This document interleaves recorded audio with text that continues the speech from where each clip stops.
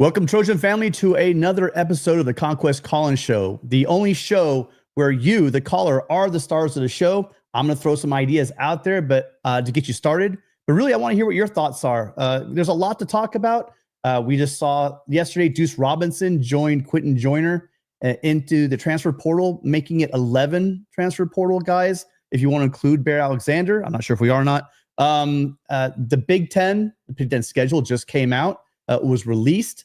I'd love to hear you guys' thoughts on that. Let's do some predictions. Let's talk about if we think it's advantageous, easier, or more difficult. Let's go into deep dive into the Big Ten schedule. I really like the way it kind of sets up for this offense. I'll get in more detail about that a little bit later. Also, let's talk about the vibe of the Trojan family. You guys out there are not happy campers. Last night I was on the LAFB call-in show with Coach Rowe and Jamal, and there were a lot of angry people in the chat. I wonder if that same sentiment is going to carry over into tonight. Again, love to hear from all of you guys. You guys are the stars of the show. Phone number is right up here. Let's get started. 888-997-4539, 888-99-Riley. Give me a call. We could hit the topics I talked about, or we could talk about anything you want. You guys, I'll follow you. You guys guide me, and I'll follow right after you. So, unfortunately, I don't have Preston with me tonight. Preston was having some technical difficulties, so he will be back, but just unfortunately not tonight. Make sure you're checking out Preston's daily work over at Preston's Paradise on his channel. The link for his channel is in the description of this video. Make sure you get over there. And if you haven't already subscribed, why haven't you? He has tons of just insights as well as updates on recruiting and now the transfer portal. So if you're missing out on Preston's channel, you truly are missing out. Hang on one second, caller. And then you guys, I'm going to tell you right now, the chat gets pretty, once we start getting more people in here, the chat starts going crazy. If you guys do have a question for me, the best way for me to be able to see it is just throw up a super chat. That way it gets my attention right away. And I'll be able to, I'll get to it if I can, but super chats get priority over everything. So appreciate everybody being here. I know you guys have lots of options on a Wednesday night. We did get started a little bit later, but again, like I said, we had some technical difficulties, but we're ready to roll with the first caller. So let's get started. Hi, caller. What's your name? Where are you calling from? Caller, you there? What's up, man? How you doing? I'm doing great. Who's this? You know what? Avery. Avery. I'm just messing with you, Avery. What's up, Tim? It's Avery, man. How you doing? I'm doing fine. How you doing tonight? It took me a minute. I had bad reception, sound like I was in the Matrix, but I'm here now. I'm ready to talk to you. Great. So, what do you got for me? There's a lot happening. What's on your mind? Well, definition of insanity is doing the same thing, expecting different results. So I'm guessing at some point, administration, Lincoln Riley, the football committee team, et cetera, they're going to figure out that we need an upgrade at the general manager position. Mm-hmm. Call the guy's name, but we're going to call him Big Dave, for lack of better words. Well, he has a name. He get it together, man. There's another Big Dave, actually. He's Dave Emmerich. There's another Big Dave. That's the Uyungule family. Yeah.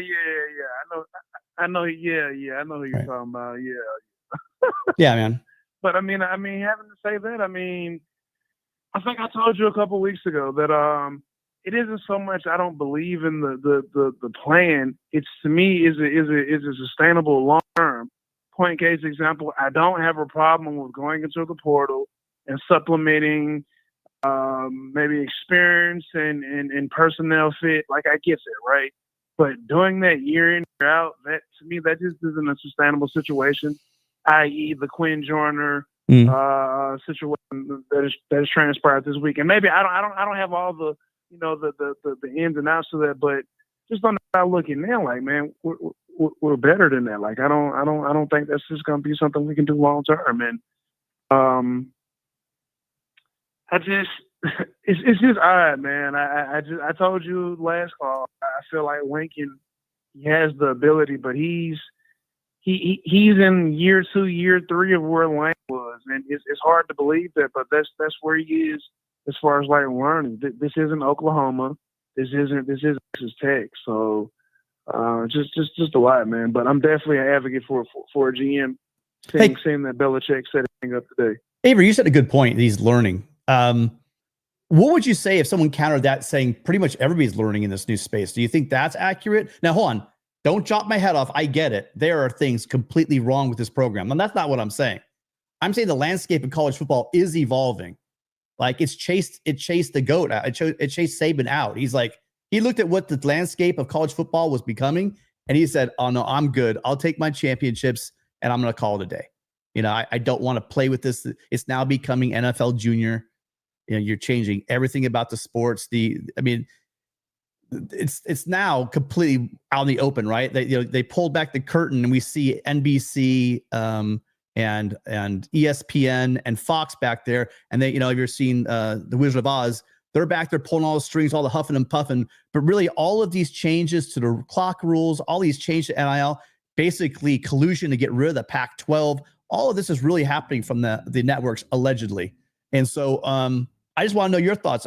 He is learning and he's making mistakes. He's making mistake after mistake after mistake. I understand the frustration. What I would pause everybody on, and I get crucified for all the time, I'm not saying there's anything wrong with Lincoln Riley. I'm saying it's not just Lincoln Riley. Lincoln Riley is part of the problem. But unfortunately, it's a lot deeper. USC, we just don't have that identity that some of these other football schools and programs have. And I'd love to hear everyone's thoughts on that. I'd love to hear your thoughts on that, Avery, as far as prioritizing football first. Yeah. So I beg to differ with that. I mean, ultimately, the reason that Alabama was even able to sniff is because of USC. I mean, Charles White, Sam the Man Cunningham. So I get that. But having said that will be a valid case for a bottom tier university that hasn't won any championships, hasn't won any Heisman, right? As a result of that, whole situation with the Saints to set the program back, right? Let's get that out in the open. We get that. I just think from there, the adequate pieces that need to be aligned to steer the program in the right direction, because this is one of those situations where I feel like the adequate tools and resources are in place because USC is a private institution. And on top of that, donor list, 1 or 2 people that could donate to the university, other schools will literally gawk and lose sleep over. So I don't think we've aligned the proper resources in the whole team, right? I say that to say I dropped the post on a message board that ultimately said that, right? What everybody needs to know what leverage they're going to be pulling in order to get the football program where it needs to be. Whether you give this money, don't give money, talk to this donor, whatever it is, right? And obviously, with an upgrade in the facilities, there seems to be some type of upward trajectory to focus USC in that direction. Having said that, let's get everything else aligned because this isn't Northwestern. This is USC.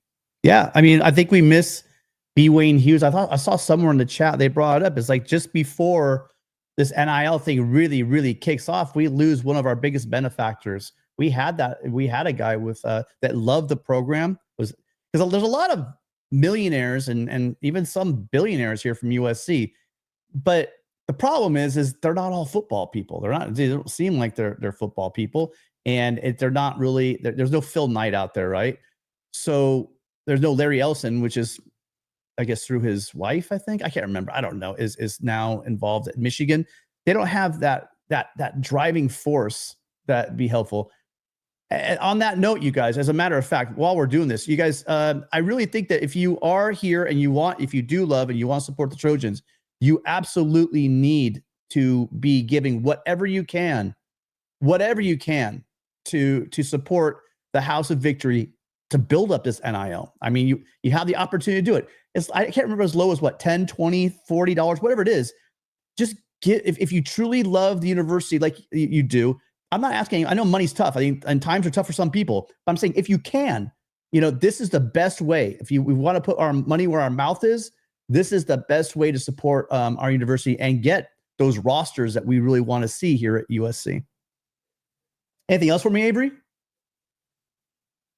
I mean, I definitely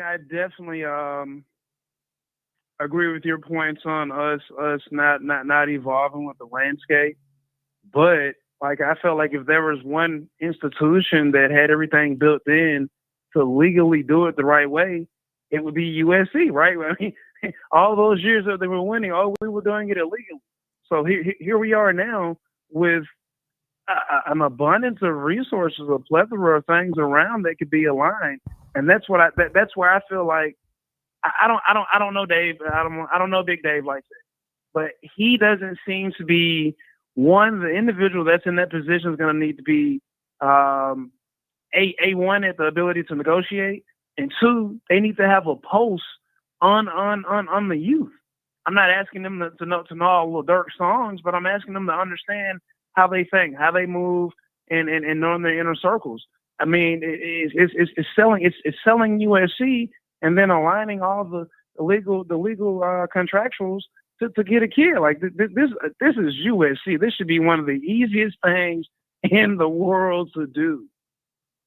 We thought that, and I think it was shaping up to, USC was taking off one of the issues that they had. One of the issues that was a big part of the negative recruiting for years was they would hold playing in the Pac-12, having late games, not getting exposures, not playing these big teams and getting these big time matchups. Well, we thought, okay, well, hold on. Now we have a big time coach. And because it was the first time. You talked earlier about the sanctions. It wasn't just the sanctions. I mean, the sanctions were 14 years ago. It was after the sanctions were up. It took a little time to build the lines up. And I think Sark started to do that, actually. That's what Helton inherited for that 2016 team. But more was just really bad budgeting and bad that mismanagement of the athletic department for the better part of that decade after the sanctions. First, the NCAA sanctioned us, and then we did self-sanctioning for about 10 years. And I'm not going to blame the university for, so a lot of people say, well, they should have known Sark had a problem and et cetera. Sark was a good coach. It's funny now, they were hit really hard. They were called out for hiring Lane Kiffin, for hiring Sarkisian.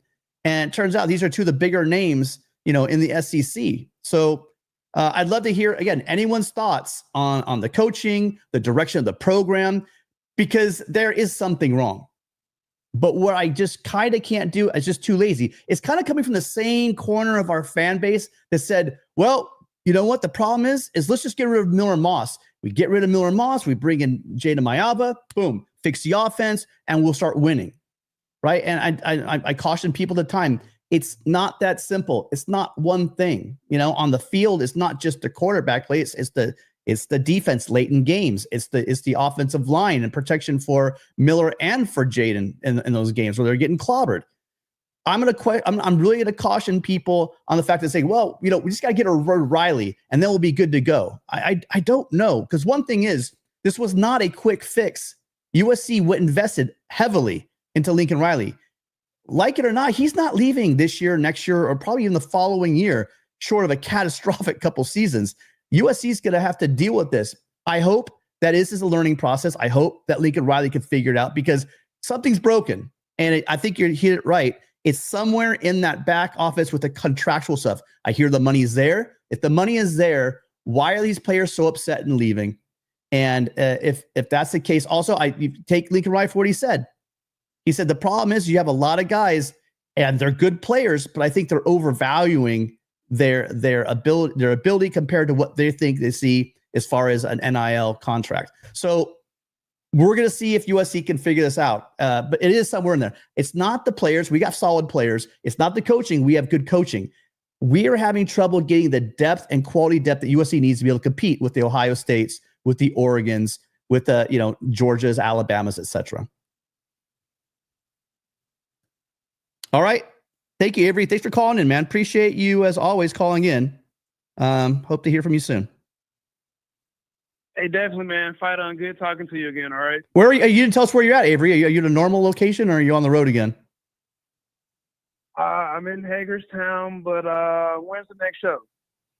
Oh, I have no idea. That's why you should be subscribed. Are you subscribed, Avery? Are you subscribed to the channel? Yeah, I'm subscribed to the channel. I ask you that because I probably will be in another state on the next show. So that's within days. That's why I was asking you that. Yeah, I think the next show will be the next time there's news. And guess what, you guys, as being a special education school teacher in high school, I'm going to have 3 weeks off starting next week. So you guys might see a lot of me for a couple of weeks until winter break goes over. So there will also be some more Tim on YouTube. So hope YouTube can handle that. But Avery, thank you so much. Safe travels, and we'll talk to you soon, okay? Definitely, man. Fight on. Good talking to you. Fight on. Yeah, I ran into my buddy Joe. Joe, if you're out there, I don't know if you're out there, but it was the first time at one of my workplaces I had someone recognize me for doing this crazy YouTube stuff. He's like, hey, aren't you that guy? And then it ended the conversation. But Joe, if you're out there, another fellow teacher, give us a call. Big time Trojan fan. Fight on, Joe. Caller, hi. What's your name? Where are you calling from? Paulie Wallace. Mr. Tim, how are you doing today? I'm ashamed, Paulie. I've let you down. I didn't look at the phone number fast enough. Didn't look at the phone number fast enough, Paulie. I needed you last night. You know what? I'll tell you what. I was so sick, but I hung through and I watched you perform last night, and you made me so proud when you brought that John Blake information and all this. You started dropping stuff. I was like, I just wanted to jump out of bed. That's how fired up I was. I got a couple of numbers wrong. Jamal was right a little bit there. But yeah. Yeah, it's okay. It doesn't matter. But the point is, I got exactly what you're saying. I agree with you 110%. And this whole situation, well, first of all, the favorable schedule that came out today, I love it. Yeah. It's about time we get a schedule that we can work with. I mean, throughout his entire tenure here, Lincoln Riley, our schedule has been brutal. That year, what was it, year one or year two when he was here? I don't know if we had the toughest schedule in college football, but it's like every year there's something that we've had to deal with, and when it comes to but the schedule looking favorable for us, and regardless of what we put out there, I think there'll still be that solid core foundation of some really solid guys that are going to stick around that'll really get us through that schedule. But going back to Lincoln. The way I look at it is you look at what I've said this so many times before, Tim, where we inherited just an absolute mess. You look at not only what Clay Helton left, but the whole Sark thing. And then before that, we had Kiffin, and it was just one thing after another. And it never appeals. We could never make this fan base happy. What really bothers me about this complete fan base is the fact that we gripe about wanting new facilities. What happens? That's on the way, and that's happening, and that still doesn't make people happy. And then on top of that, you want a new coach.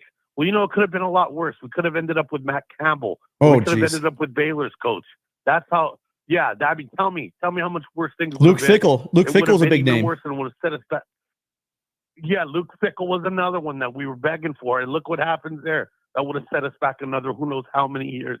But the fact of the matter is Lincoln. I know, and I agree with you. He's made so many mistakes, but I think he's evolving as a coach. He's a young guy.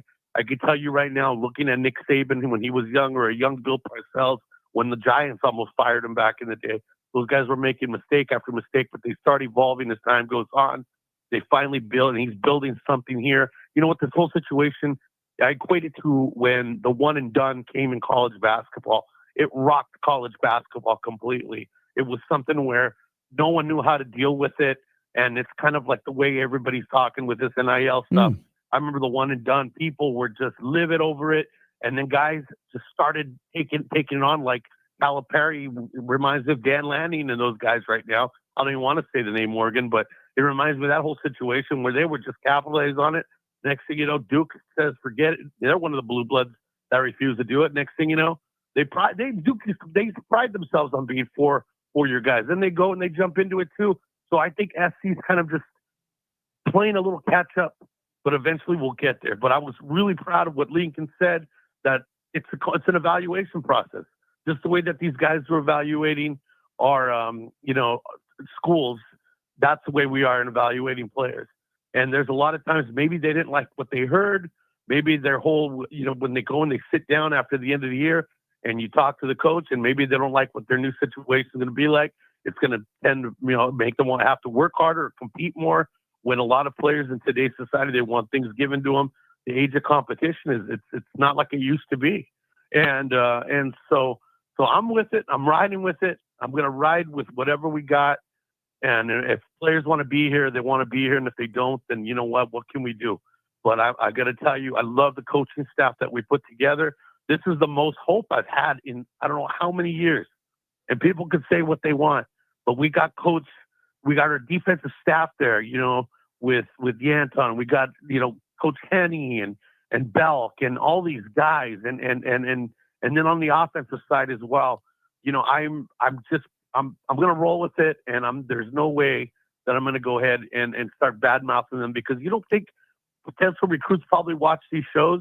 And what do they hear? They hear the fans just constantly ripping and talking trash about our beloved Trojans, man. And you know what? Yeah. It tends to affect things, and it gets people down. But you know what?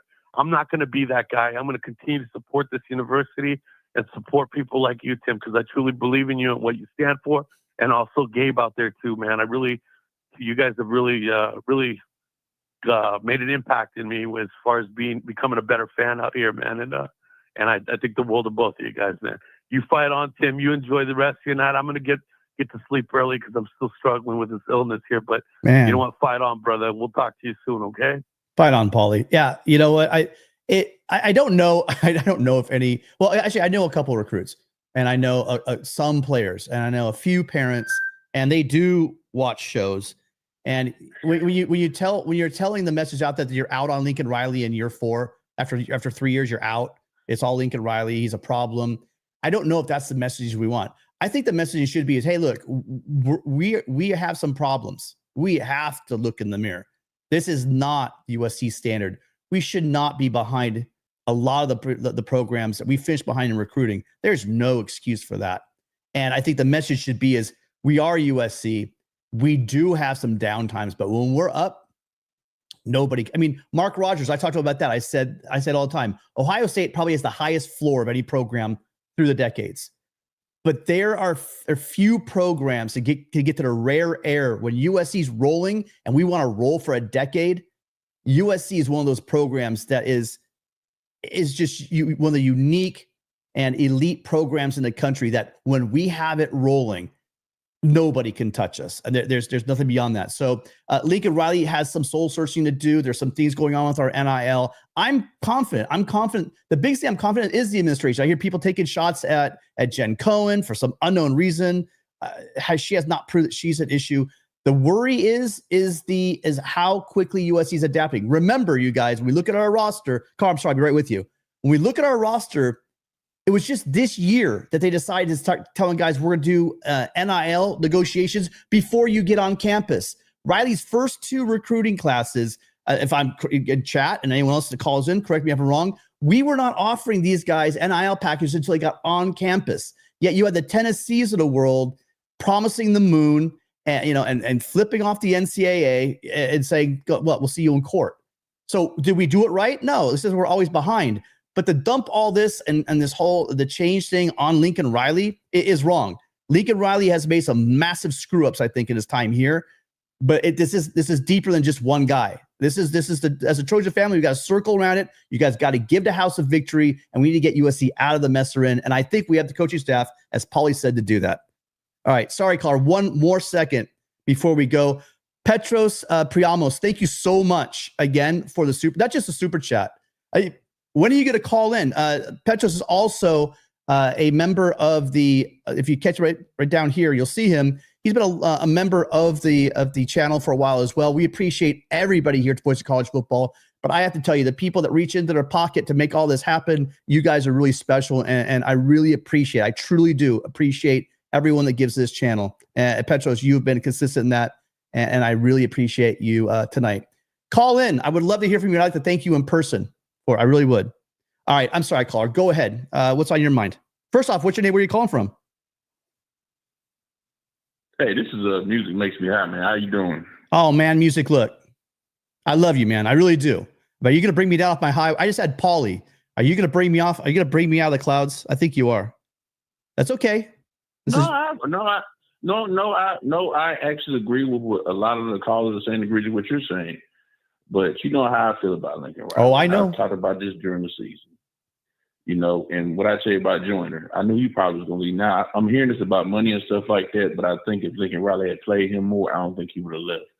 There's a lot of players that's in this transfer portal from USC that we need this year, like a Duce Robinson.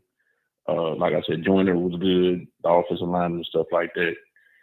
But the schedule, I just looked at the schedule a couple of minutes ago for next year, and it's a favorable schedule. Same as this year. I think USC, again, could have probably lost 2 games this year. They shouldn't have went 6-6. It shouldn't have happened.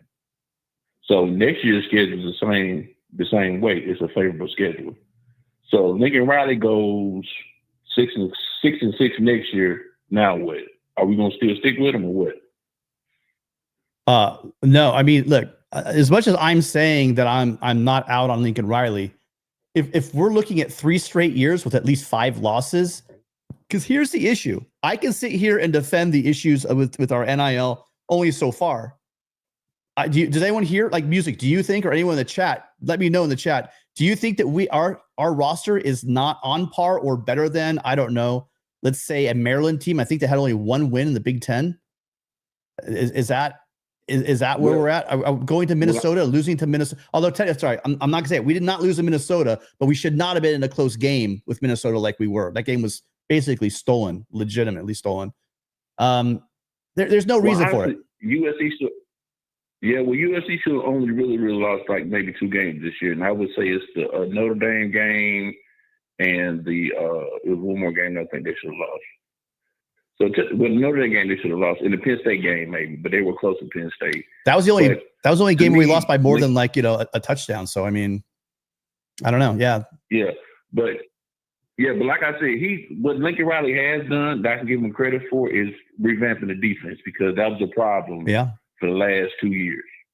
And we understand that. So if he can keep that defensive staff together, we'll be fine. But there's a lot of players that's in the transfer portal that we don't need a transfer portal. And also we lost Matt Ince too, the linebackers coach. We thought he did a hell of a job this year. We knew that was going to happen. I'm just, like I said, I kind of knew too, because, by him just coming to a big program, he wanted to come to a bigger stage. And I think he's going to do well where he is. Ooh. Wait, Music. We asked him. I think I asked him at the media day. I mean, he was very transparent. He said, "I'm coming here." He was like, wow, you stepped down from being a national championship FCS coach to come be a linebacker coach. He was very, very frank. He said, "I'm here to get experience, become a head coach." And I'll tell you what, it's a great launching pad. Just look like I talked about on the last show. You have DeBoer go into Fresno State, then go to Washington, then now he's at Alabama. Fresno State's a hell of a football program. They've been that way for years. And we knew he was a go. But you're right. Keeping the other guys intact is going to be very important. Yeah, and like I said before, we did great in recruiting. I'm not going to bring you down tonight, because I want to, but I'm not. But you know how I feel about Lincoln Riley. I know. Like I said, he has the Bob Stoops aura around him. Like people don't understand something. When he was at Oklahoma, he had Bob Stoops in his ear. So, of course, it's going to be successful. Yeah. Now he's doing it by himself. Yeah, there's a problem with our fan base is we want all or nothing. We either want people all in or all out. Do you know what I mean? And the truth is always in this world, in everything from, I'm not going into politics, but everything, people are all in or all out. You're in, you're out. And the problem is with that is the truth is always somewhere towards the middle. You go one direction or the other completely. You're not living on the right planet. So I'm concerned about the fact that the fan base is getting fractured. Paulie, I'm not sure that many recruits are watching this show, but there are some people and some coaches watching the show. I've heard from them from time to time. And the issue is more than Riley. I mean, shoot, if it was just Riley, we just replace Riley, right? And someone writes a $70 million, $80 million check to him. But it's not. USC has to find its space. USC has to find its mojo, I guess, for lack of a better word, in this space. They have to be able to operate now in a new world. It just seems like USC is reacting and reacting and reacting all the time. And you have other programs are proactive. And that's why their rosters look the way they do. And that's why ours look the way it does. We have great players, but we don't have that depth. I got 2 more comments as I'm going to go. Yeah. I think what USC should have done is what Stanford has done with Andrew Luck. to hire the GM to kind of run their NIL program. That's one thing USC needs to do. And the second thing is, what do you think about Bill Belichick going to North Carolina? Because I think he's going to have the same effect as Pete Carroll did once he got to USC. Because Pete Carroll did bad the first couple of years, but then he got that thing rolling. The only question I have, well, I mean, I don't know. You're right. He's not going to be sitting in living rooms like it used to be in the old days, right? The recruiting is totally different now. It's just pocketbooks, right? I mean, there is a relationships, and heck, all he's got to do is talk about his rings. You know, what's Belichick's son's name up at Washington? But I mean, bringing him Steve Belichick. So Steve, I mean, Belichick, okay. Yeah. So I mean, I think that he could put with probably an all-star staff. I don't know. I'm not really getting into. I'm not following. I got my own problems. I'm not really following North Carolina. I don't know how much he's going to want to relate to the average young kid these days as well. And the landscape of college football is moving so fast. It's not like when Pete came back, to be honest with you. So I don't know. My short answer is I don't know much about the situation. Yeah. Hell, I don't even know Bill Belichick's like psyche that well. So I don't know how much he really wants to come back. But coaches like to coach, so you never know. Yeah. Well, I appreciate you, man. I appreciate your content and stuff like that. I don't get to call in all the time, but I do listen to it on a daily basis. And like I said before, just keep on doing what you're doing. And for you to actually be a teacher and doing this is remarkable. Oh, well, listen, I love it. Teaching is my passion, but there's nothing greater than USC football and covering USC football program. I've been blessed to be able to do both. So thank you. Appreciate it. Absolutely, man. Fight on. Be safe. Yes, sir. Well, hope I can teach you about getting Lincoln Riley up out of here because we got to get us a better coach. And the other caller talking about the Campbell guy from Iowa State. Campbell doesn't have any talent, but he can coach. Oh, that's a conversation for the next time we talk. Let's bring that up because I wasn't saying Campbell to USC, but I was a big Campbell guy. But I've seen some cracks in that and the statue that I built for him, by the way. But we'll talk about that next time, okay? All right, man. Appreciate you. Appreciate you calling in. Thank you so much for taking the time to call in. Fight on. Fight on. Yeah, I mean, there are cracks in the statue people built for Lincoln Riley when he rolled in here too. So I mean, it's a situation at USC that's kind of dire. I do think that any momentum USC had by hiring Lincoln Riley, by having a Heisman Trophy with Caleb Williams, is slowly being eroded, right? So things got to get better. I'll tell you what, guys, if you take a moment to look through the roster, yes, we're losing the whole defensive secondary, but that front seven, if you go through, we'll do it on a show very soon. You look at that front seven, young, talented front seven. They had some depth pieces to that line, some veteran play to that line. And we could somehow keep Kamari Ramsey. Man, I'm telling you what, we could be pretty special on defense. Hi, caller. Oh, hey, Adam Lamparello. How you doing, sir? Another long-time caller. Hey, Tim. How's it going, Tim? I'm doing well. How are you, sir? I'm doing great, thanks. So, I'm looking back on the season, and, I just have 3 points. I've actually softened a bit on Lincoln Riley because I could clearly see the struggles he's having with his roster, and I think to a certain extent with the administration. But my concern is he going to evolve enough, turn us into, a national contender, or is he going to leave for an offensive coordinator job in the NFL? And I just wonder if Riley is going to stick this out through the long run after what's been a really turbulent 2 years. The second thing, and I don't know the answer to this question, is why wasn't USC more prepared with NIL? I mean, look what Oregon's doing. Look at what these schools are doing, paying these players. It shocks me that a school like USC would be in this position. And the third thing, I know people are going to disagree with this, but I think he did really wrong by Miller Moss. Moss had a bad offensive line, but he still wound up throwing for 300 yards against Michigan under constant duress. And when he benched Miller Moss, that was it. There was no way Moss was ever going to come back in. And what I saw from Maeva, especially in that Notre Dame game, didn't justify it. So I just wanted to know what your thoughts were on that in the future, for next year. All right. Okay. So USC, and why didn't we hit the ball running? I told you, I think USC is a gun shy. I mean, the NCAA, we're the poster child for the NCAA coming after us. I mean, they invent rules to not only, I guess, find us guilty of violations with phrases they never used before, like you knew or you should have known. I mean, these are the lengths the NCAA had to go to try to kneecap USC. That's what they did. They couldn't really draw a line. I mean, Adam, you're a lawyer. It's not, again, they don't have to, this is like due process. They don't have to have everything. They can just make up the rules, ad hoc rules that they want as they go. Right. And they did that. They couldn't really tie what was going on down 100 miles down in San Diego to any boosters or to any coaches. They ruined Todd McNair's career. Those people did that. And they should be ashamed of themselves. A whole time that Paul D and his Miami crazy parties for recruits on yachts and everything else is going on. Anyway, so back to the thing. USC is a bit shy, I think, to be aggressive in their NIL. And it's so funny because we always talked about how USC is paying people for years. We're paying for our championships. We don't have to pay anybody. It's USC.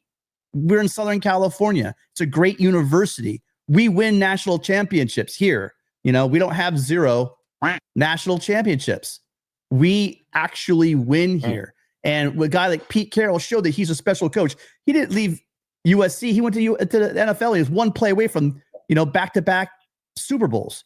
Why we did well is because we were a damn good football program and people just didn't like that. Whereas if you're not a school, let's say you're a school and you're like in some tiny little corner of the country and you don't have a lot going for you academically. Your weather sucks, right? What do you need to do to get people to come there? A little cheese might help, right? Now, was Pete Carroll given a show cause when he left? No, he didn't. But you know what? Who was? Chip Kelly. Chip Kelly was shown the door. Oh, by the way, we're throwing a show cause on you as well. As you're way to the NFL, you go to Philadelphia. So the NIL situation, we can talk about it. They came at us. It was hard, but in the end, for like the last couple of years, USC being reactionary. It's not. I've been joking about the situation up in Oregon. Oregon has Division Street where they have Nike, and it's not just money. It's like a machine. They have marketers, just amazing, oozing marketers. They have people write these contracts very creatively for them and their players, and so it's working. USC, we pride ourselves in being the innovators, the beacon on the hill here on the West Coast, and yet we don't have in place the means in order to be, at the lead of this thing in NIL. Why are we at the back all the time? Yeah, that's my question I have.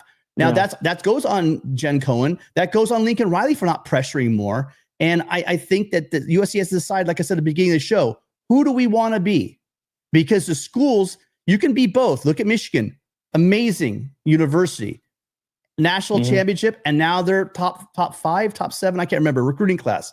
So it's not mutually exclusive, Sure, you don't have a situation where you have to be a Stanford, right? You fall on the sword academic, on football, so you have your Olympic sports and your academics. You can have both. Great schools have shown that. And I think USC has been behind that. Now, going back to the quarterback situation really quick, because I just lost 2 calls. I'm talking too long. Going back to the Miller Moss thing, I don't know. Here's what I keep saying to people as well, because I don't think anyone should be saying who should be playing quarterback, because, again, I saw 2 practices. Most of the people that are talking about it have seen 0 practices. How do we know who is the right player if they were ready back in week 1, week 2, week 3, if they're ready in week 7, week 9? How do we know who the best quarterback was? We don't know. But Lincoln Riley did. That's why I kept saying it's ignorant to say we know who the quarterback should be, because we don't know the development. But although you saw Miller Moss in that second half of that Michigan game that you talked about, he single-handedly almost brought us back with that offensive line. That was special. And it is a very good quarterback. You watch what he does next year on some team. You also made a comment about Maiava. Well, hold on, but Maiava, listen, Maiava played great in that Notre Dame game until the end. Okay. So I mean, let's see what he can do under Lincoln Riley, getting reps with the ones, having the whole offseason, bowl practice, bowl game, spring ball, fall ball, and getting ready for next season. Sorry, go ahead. No, you make some great points. The last thing I'll say is, look, I think the biggest problem was Carol Fulton. I'm glad she's leaving. She cared so much about complying with the letter of the law that we didn't get Urban Meyer, and I don't think she prioritized football.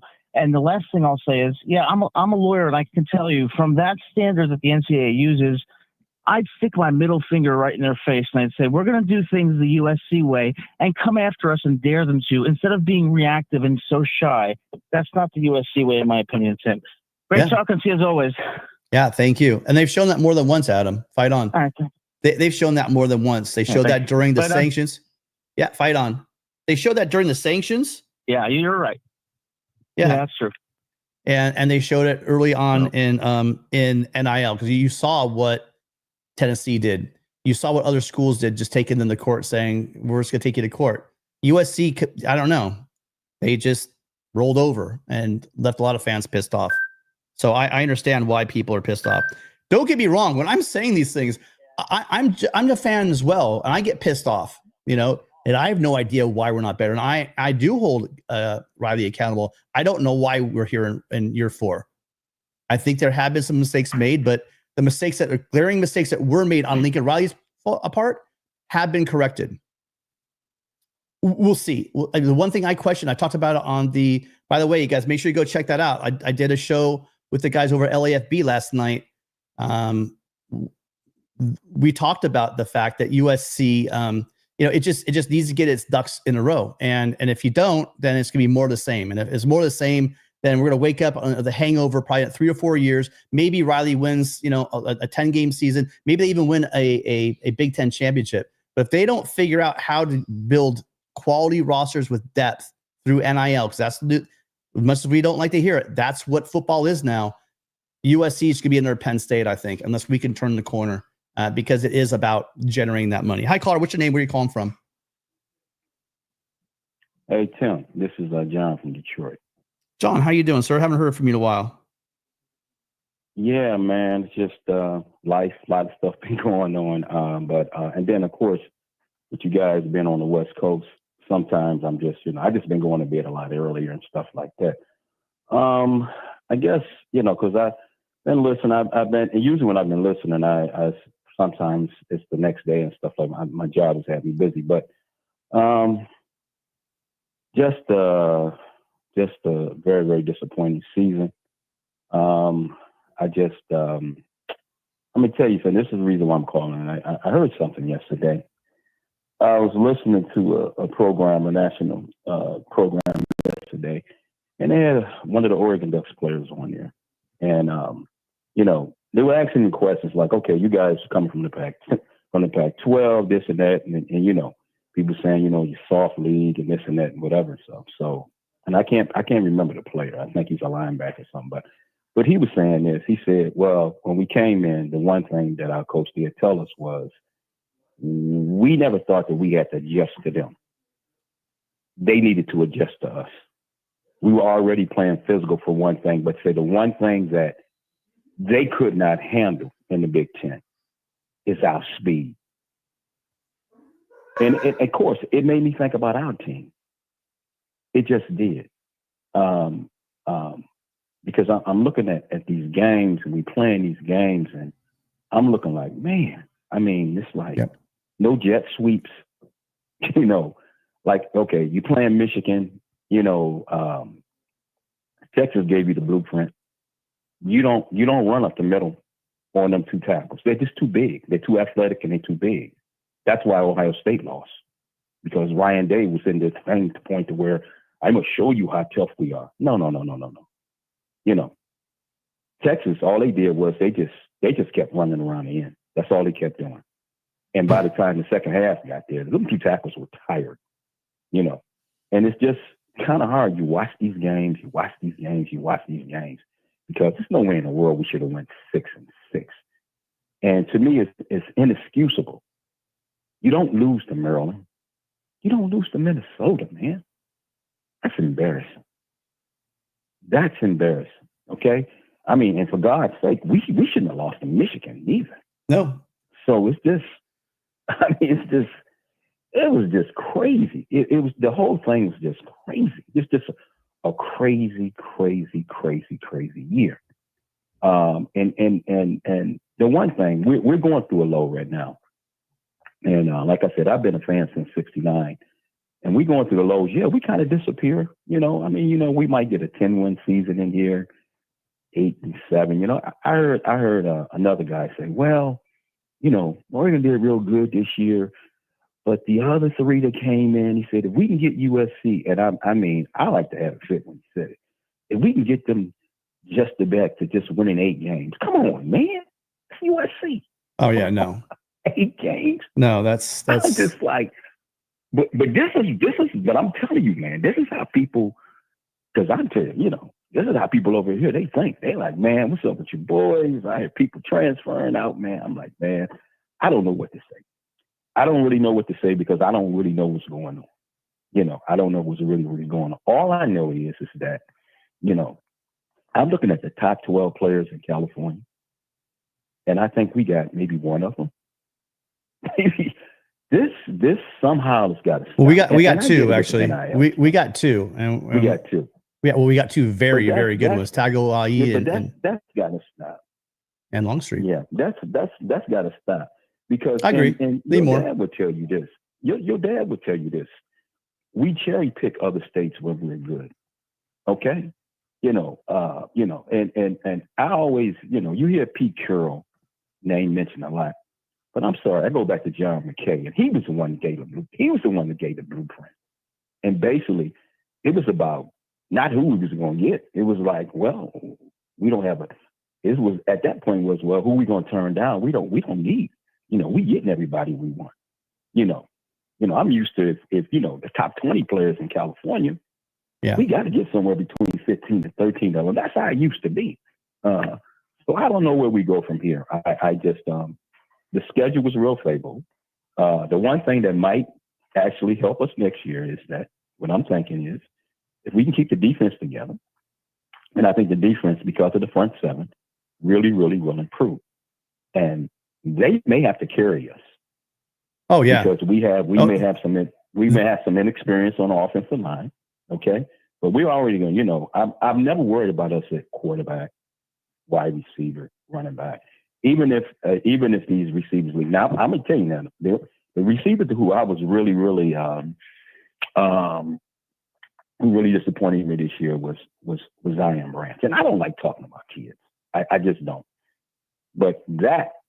I don't know where his head was this year. And to me, it started with him in the Michigan game. He lost his confidence.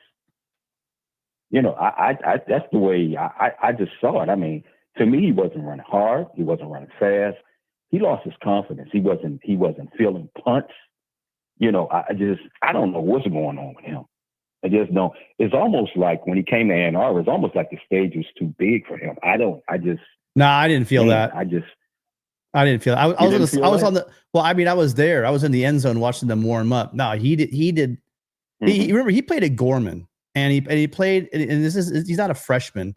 It was a very intimidating. It was a beautiful stadium, very intimidating. But no, nothing. He didn't look like a redshirt freshman there. No, or a sophomore. He didn't look like a sophomore rolling out. He had a confidence about him. No, I think you hit it on earlier when you said they're not using him properly. I mean, I don't think he's a gadget guy and they're trying to throw fades to him. I don't understand. Now, here's the thing we got to be careful. We got to be careful on this.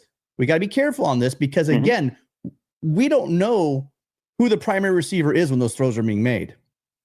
One, and is it a read or is it the designed to go to branch on that? I mean, I don't know. We don't know the playbook. There's things as fans we jump to really quickly, right? Again, one thing we should be very careful about, if we want to sit here and talk that we know more about calling plays than Lincoln Riley, that's when I start feeling a bit uncomfortable. I just do. I can scratch my head and say, why the hell are we doing this? I don't get it. I don't understand. But to try to say I know more than Lincoln Riley and I can call plays better than Lincoln Riley and I think Lincoln Riley should do this and I think Lincoln Riley should do that. I mean, we know football. John, I know you know football. A play is called, but what happens on that play, whether it's an RPO, right, where it's a zone read, if it's a pass play, and there's receivers going out, we don't know what's it designed to do, and we don't know if it's executed properly.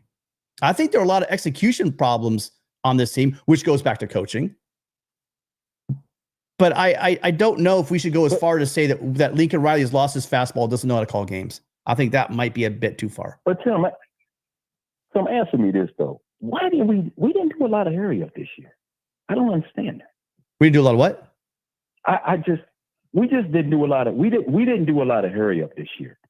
It was like it's like we slowed the pace down along with this conference we were in. I don't see Oregon doing that. Well, remember, I just don't see it. Remember though, Oregon, their quarterback, right, has been playing for 43 years.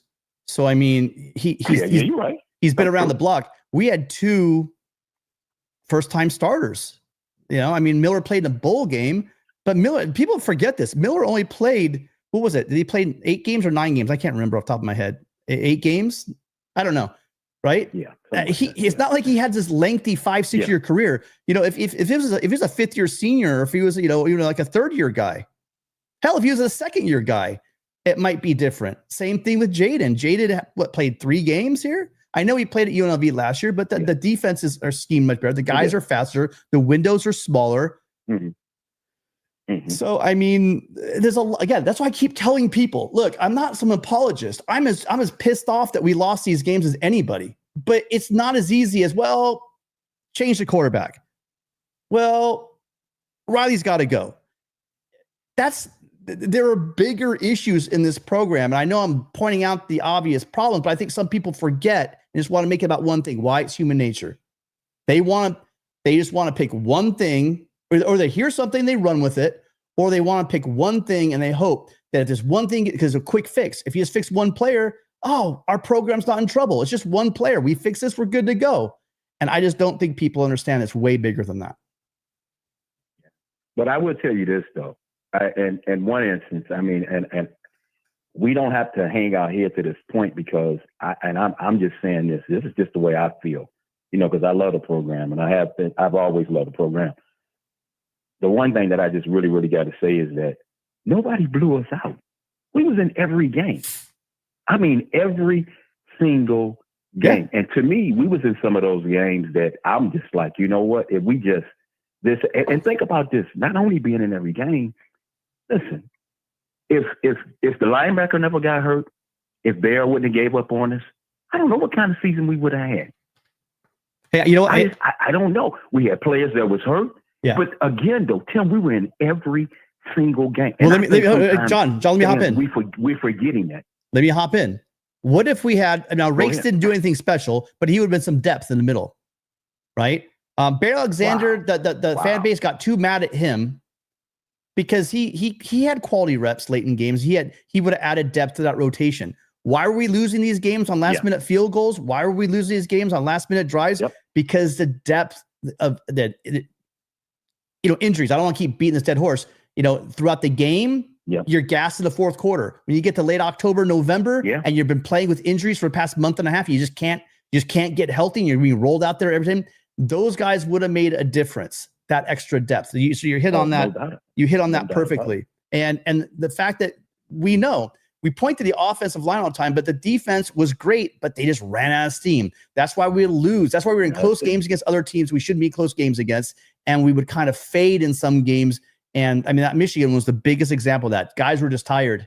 They missed the tackle. Talented player takes it 65 yards down the field. The rest is history. They had that game. They really did. So we're not 1 or 2 plays away, but we are 3, 4, 5 players away. And that goes right back to what we're talking about the NIL and the depth, the quality depth. And it's not the coaching. It's not one guy. It's not one player. It's not one quarterback.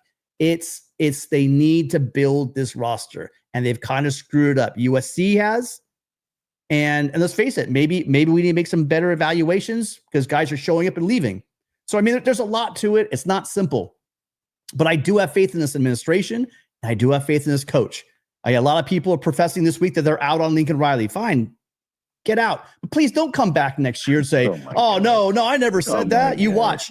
So same people that were talking about Riley saying, this guy sucks, blah, blah. They'll have their USC shirt and their pom-poms going again soon enough if he does well. The funny thing is I'm doing neither one, and I'm not straddling the fence. I'm saying I don't know. I've seen what he can do. Yeah.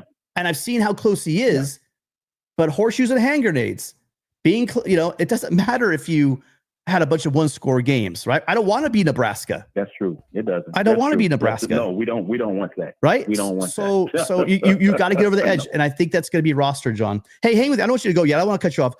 Ronnie Cycli, thank you. It's great to have a Syracuse Orangeman in the crowd. $4.99. Thank you for the super chat. Appreciate you guys. And then there was another one here, really quick. Sorry, I've been really bad about the super chats tonight. Let me find it. Grundy, thank you so much. $4.99. So Tim, how long do we have to wait? Let's do this one, John. So Tim, how long do we have to wait to see some real success? Let me, we're already an hour into the show. Let me repeat. I guess I'll just repeat what I said. We need to build quality depth on the lines. And until we do that, USC's always, my dad always told me, McKay, you would like this. McKay always built the lines. He started with the lines and then he built out, because Southern California will always have, you'll always have running backs. You're going to have quarterbacks. You have wide receivers. You're going to have safeties. You're going to have corners, right? But those big dudes up front, those are the guys that USC needs to build the stockpile. And not just USC needs them, everybody in football needs them. And now that there's a price tag and everything, as we know with supply and demand, there's a high demand. So there's a high price if you want to get that zero technique and that difference maker 3 technique. That's a lot of money. And USC has shown. People said, oh, we overpaid for a kid who only played X amount of games in high school and blah, blah. Well, Jakeem Stewart is a special player. He has all of the measurables. He was destroying the camps. And USC said, you know what, Ohio State? You know what, Oregon? We're going to win this one. And they did.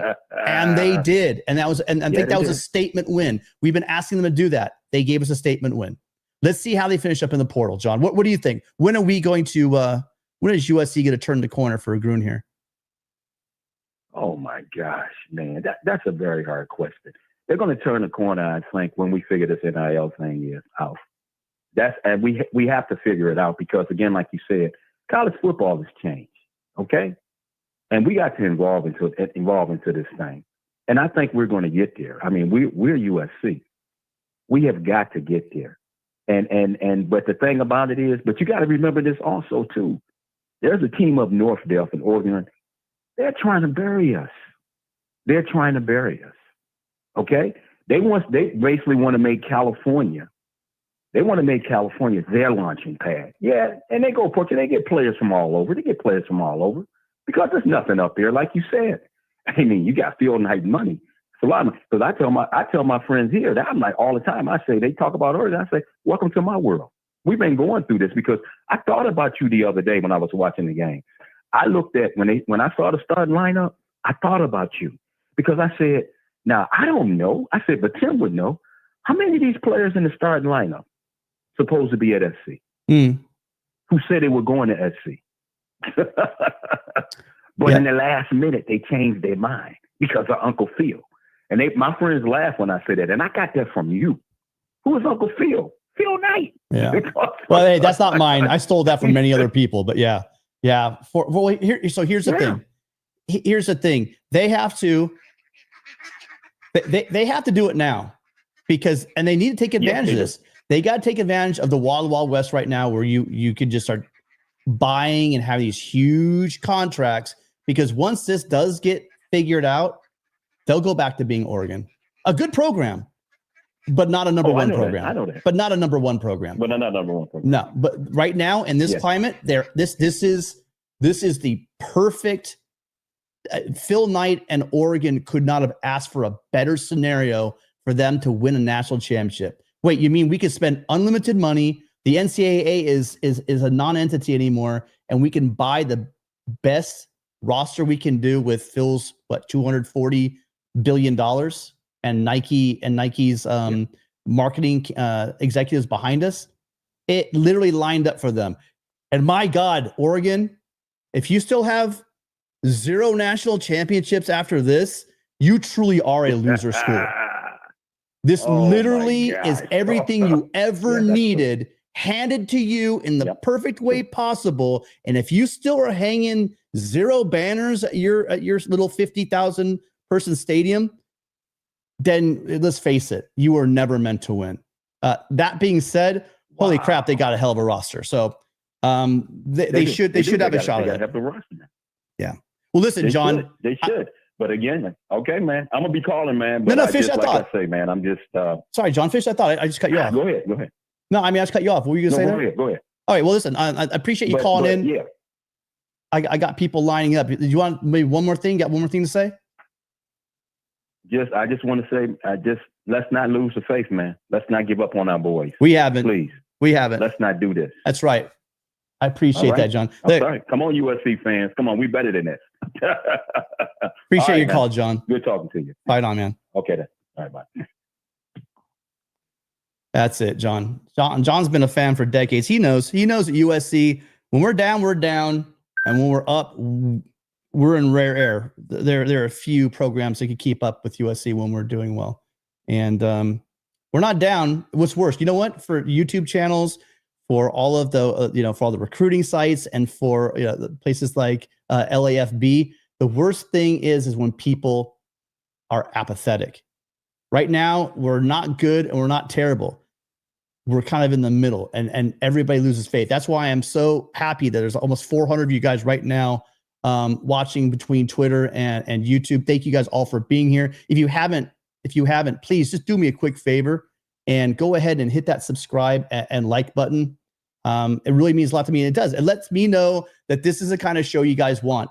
And by the way, my DMs are always open. If you guys have any good show ideas, let me know. I mean, I'm thinking about doing a rapid fire call-in show. We're doing that next week. So it'll be fun. I'm for a topic. It's going to be kind of old school. It's like if you guys remember Jim Rome back on the Mighty 690 back here in Southern California, where you just come in with your take, and then I'm just going to let you guys roll, and then we'll do a vote at the end. Who was the best call of the day? We're just going to straight up do that. I don't think Jim does anymore, so I don't think he'll mind. But the ideas are great, and I appreciate everyone being here. So please hit that like button if you could, if you've enjoyed anything during the show tonight. Hi, caller. What's your name? Where are you calling from? Hey, this is Petros. Hey, see? I ask, and you call in. How you doing? It's been a while. Good, my friend. How are you doing? I am very happy.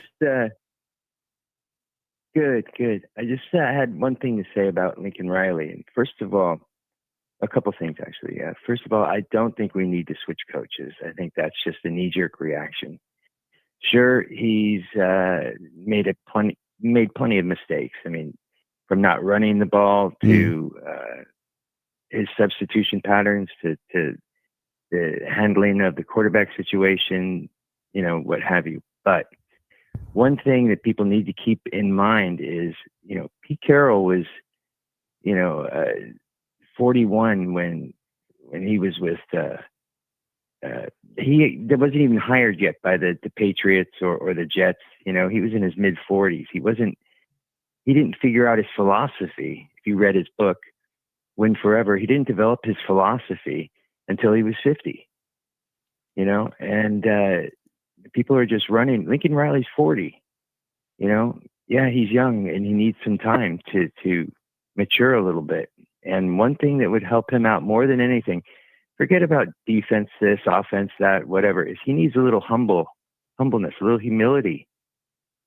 That's what he needs. Once he incorporates a little humility into himself, I think that'll unlock his genius, because, ego's getting in the way right now.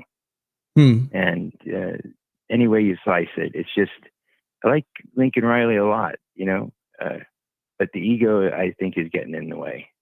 Until he wrestles that and deals with that demon, I don't think anything's going to improve. You're not the first person to say to bring up an ego and stubbornness. Let's just put it that way. Again, I usually surround myself with beat writers, and there's a lot of frustrations on that. And the fans, fans are wondering with the play calling. Again, I always pull back. It's not because I'm not afraid to question it. It's just I don't know if I'm qualified. I think I know a lot about football. I know a lot about X's and O's.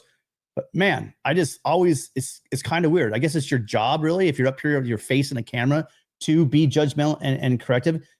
On the surface, it absolutely looks like, why the hell are we not running the ball? Why up in Washington with a great pass defense that they had in the rain, why are we throwing the ball? Why are we throwing the ball? Why aren't we running the ball with our great backs? That's something that has been very questionable. And we've seen it, and we've seen the fans' displeasure with it. Look at Notre Dame. Notre Dame, we were running the ball really well. They have a great pass defense. Why aren't we just running the damn ball? So I get everybody. I get Petros. I get your frustration. I get everybody's frustration on that. I'm just saying, we see the problem. Man, I wish someone, believe me, there's guys like Mark Culkin that flat out asked him that question. And he just doesn't really give an answer. He doesn't answer the question. Matter of fact, Mark talked about it on his show sometime this week. I don't know. So yeah, I see it. And I think your call dropped. If you call back, I only have one person on the line. But I have another call. I got my favorite call in the entire world. Got my dad. Dad, how you doing, sir? Tim, long time no talk. You're having a great show. Wait, hold on. Did you just put me on blast in front of Dad? You just put me on blast in front of 400 people saying your son hasn't talked to you in a while. That's kind of embarrassing. Well, at least to this, we have been together. I like the positivity of the calls last week, and I think we have to keep it up, and we have to think we're Trojans and we're going to get there. And I think everybody's saying that. One thing that the coach has not had the opportunity to have is to have Coach McKay next to him as Coach Pete had, and tell him, this is the way I work it, and your guys will hear it. So I go back to some things. I'm not going to repeat them, but I'm going to repeat everything. The number one priority should be the line. The line, defense and offense. You get them in place. That's one of the main attractive features to potential All-American quarterbacks, All-American runners, because they want to have a line in front. We have not hit that yet, but it's really taking number one priority. We're taking some attention to it. We have to, of course, but we're putting our things first. And I think we should build our lines first. If somebody said that again earlier. Beyond that, I just wanted to say that positivity of the calls is refreshing to me. As a 58-year season ticket holder, basketball and football, you got to be a Trojan for life. If you're not going to be a Trojan for life, you're missing something. I've seen the ups, I've seen the downs. Believe me, I've seen it worse. It's a new world. I know that. NIL, I hate that Susan don't have the college football I had, but that's enough for me. That's enough for me. But guys, hey, keep positivity on these calls. I love it. I love you. I've enjoyed my whole life fight on, Dad. You're kind of breaking up, but I love the positivity you've given me my whole life, not just in football, but everything, Dad. So love you. Thanks for calling in. And you're one. You probably missed it earlier. I said literally what you just said, and I promise you, I credit you for it. The fact that you do. USC needs to build the lines, because the thing is we had the Anthony Munoz guys, right? He was Ontario. I don't know. He was Valley, maybe. I can't remember. USC has always had these lines, but it just seems like demographics have changed. Eating habits. I think Gerard Martinez says it best. I think eating habits in Southern California have changed nutritionally wise. And I like when he talks about having the inner Bubba come out, the guys that put on that weight, they come in weighing 320 pounds, where you have the guys like Tobias Raymond who come in a bit thin, but they had the frame to put the weight on. And then within 1 or 2 years, I'm hoping we're going to see a lot from him next year, either at guard or at tackle. They put that in there. But Dad, you're right. Build the lines, and like you always told me, the glory boys will come because they're all over Southern California. We have some of the best athletes in the entire world in Southern California, and we won't have those problems. Hi, caller. What's your name? Where are you calling from? Hey, it's Petros. Sorry, man. I got disconnected. Yeah. Hey, Petros, hang on 1 second. Danny Kennedy. Speaking of Petros, sure. There's also Danny Kennedy. Danny has been a absolute, I think he's been a member as long as we've had memberships. So Danny Kennedy, thank you so much for supporting the channel and the show. Riley needs to be the CEO of this team and have someone else to make offensive play calls. I've heard a lot of that. The only thing that pulls me back on that, Danny, is I think the thing that he does best is the play calling. But I do see the merits of what you're saying. And Lincoln Riley was asked that question, and he said, as soon as I feel that I'm an impediment or to the, I guess he said, I'm holding the team back, then he'll make that move. But at this point, he feels that he's not. Danny, I think next year, if we have the same offensive struggles, because again, his offensive output in this team is going in the wrong direction the last couple of years. I think that's a product of quarterback. I think that's a product of offensive line. All of them played by great Trojans. I'm not disparaging any of the Trojan players, but it's not quite up to the quality that we've had in the past as a whole unit. There were some outstanding players, but we haven't had those outstanding units. So I think that let's wait, Danny. I'm hoping that this offensive line, this is year 3. It's also a big year for Henson, right? This is going to be, year 3 of this group. Remember that first recruiting class that came in, they came in like in November, December. So they didn't really have a recruiting class that first year. It was skeletal. They brought in some makeshift guys. But this is the group. They've had 3 years. Henson's had 3 years to develop this offensive line. Let's see what they can do with the offensive line. And then after this year, yeah, some major changes, including revisiting the idea of maybe play calling needs to be changed. But thank you, Danny, so much for your call, for your super chat and your constant support. Appreciate you being here. Sorry, Petros. Go ahead. Sorry about that. No problem. That caller before me was making a point, a really good point about we get into the Big Ten, and here's where the ego comes in, is we try and show the other teams just how strong we are, how tough we are. And that's all great and fine, but we need to show them how fast we were, how fast we are. I think we were putting on too much weight. Ask Zachariah Branch, where did all of that one step go? It probably went to the 10 pounds he put on. I'm not entirely sure, but I venture that's not a bad guess. And I think we got totally enamored with the weight and posting pictures and look at us. And sure, some of it was good. Some people need to put on some good weight and get rid of the bad weight, and I'm all for that. But I think it was taken to the extreme, and I don't think that's a good thing. I think our offense has suffered because of it. Not everybody has the Makai Lemon dog in them. He's got that dog. Not everybody has that. He could put on 10 pounds or 20. He's still going to go out there and produce. Yeah. But not everybody's like that. So, hopefully he'll get his, he did solve the defense to a point, 14 points less a game is that he brought in a great coaching staff. So he's not averse to getting that ego under control when obviously he did something right with the defense. I mean, he really did. So he just needs to pay attention to the offense. He was averaging 40 points a game his whole career, his teams. Yeah, up until last year. He just needs to get back to being, Lincoln Riley. Don't maybe the house and the big contract and everything, maybe he just is mind got a little bit inflated. He needs to get back to the, to the dirt lots, to the football, to the playgrounds, the love of the game. He needs to get back to that. Forget about all the other stuff. I will say this. And he'll find it. Yeah, I don't know him, obviously, personally, but seeing him after losses, seeing him on the sidelines, because, again, I'm there taking pictures every game. That man hates to lose. Now, he's pretty poised, actually. It's pretty surprising. But then you see it when someone asks a question or something happens during a game or a call goes one way that's clearly screwed. You see it.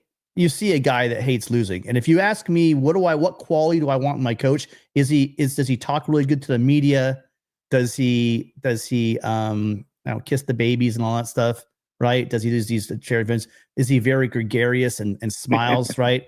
No, I want a guy that hates to freaking lose. Because if that's going to drive you, and because the converse of that is he loves to win, right? It's kind of both. And so Amen. I think that we were all over him and rightfully so, for the Grinch thing. Some guy was saying that I was a Grinch. Anyway, I'm not gonna do that. But he made that bed, and everybody within the first year that Grinch was here, we were looking at, especially I remember coming on and talking about that the Cotton Bowl loss and the way we snatched defeat from the jaws of victory. I mean, it was painful, you know, the way that went down, and Grinch with that defense put way too much on that secondary, and Louisville just torched us down the field. Like, you almost knew that was going to happen. And so I mean, most of us were off the Grinch thing really early, but when he came back, what were we gonna do? You know, sit there and pound sand and throw a tantrum, or go, okay, hold on. So let's try to figure this out. And the problem with that is that it gave us a whole nother year of Grinch, and then Grinch totally lost the team. You saw it on the sidelines, and Riley had no choice to do. But when he did do that, and he made the promise everything forward is going to be on the defensive side, we're seeing that. We're seeing that love to win, that hate to lose. And that kind of thing is driving that, and it's given us the defensive staff we have right now. This defensive staff, this front seven, you guys, clip this. This young front seven with a couple of veterans they're going to bring in, I'm almost sure of it, is going to be one of the best front sevens in the Big Ten next year. Please clip that. But if you clip it, make sure you show it when I'm right as well. I don't think you will. You'll only do it if I fall flat on my face. But I'm fine. I'm willing to go out on that limb, because I'm not going to be. There's a lot of people that just want to be vanilla and roll with the whatever way the fan base is going. Do you know what I mean? That's easy to do, but it's boring as hell, in my opinion. I don't ever want to be that guy. So yeah, go ahead and clip away. You guys love to clip stuff from me. Maybe that won't come out. Anything else for us? Yeah, and you know, he was you know, Lincoln was with Grinch, he was loyal to a fault, but that's okay, because you know, it allowed us to get that coaching staff that we have now. If he had fired Grinch after that first year, we wouldn't have the same coaching staff that we have. But you know, let me play devil's advocate. Too long. Let me play devil's advocate. If we would have got even a decent defense with Caleb's second year, now I know the offensive line took a big step back, but if we didn't have a defense that was a sieve, we definitely win double digits with just even a competent defensive coach that's going to give us some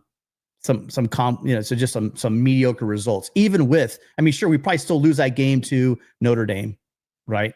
Probably lose that one, but we don't lose a lot of those games. I mean, once I'm thinking about that Utah game at home, I mean, that was just brutal. If we, the team was broken. That's the one where he talked about that wheel route that he didn't watch the film.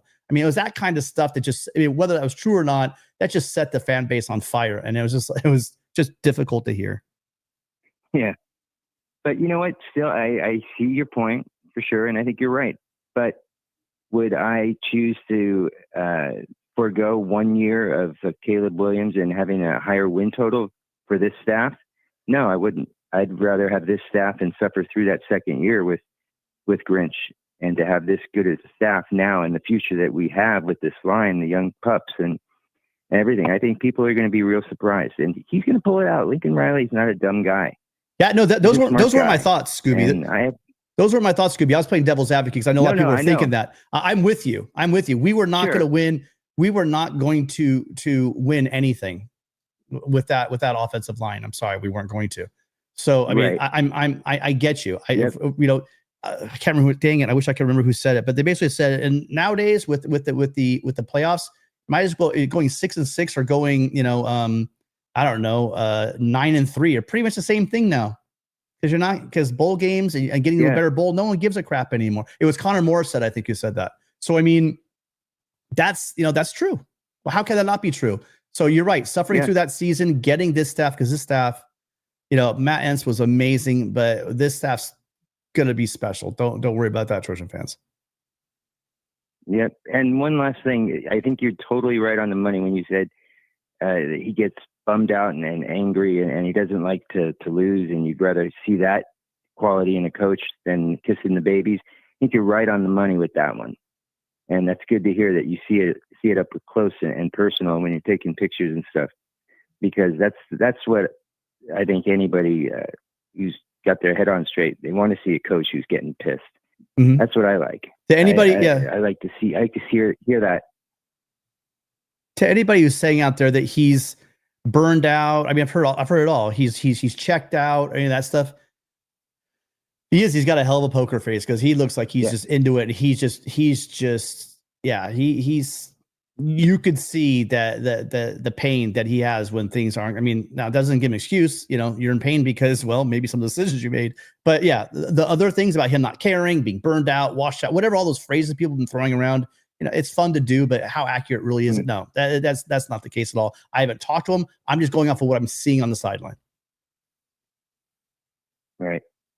All right, listen, Scooby, I truly, sincerely mean this. Thank you so much for supporting the channel. Thank you for supporting me by calling in, because you guys, this is horrific if I have no calls.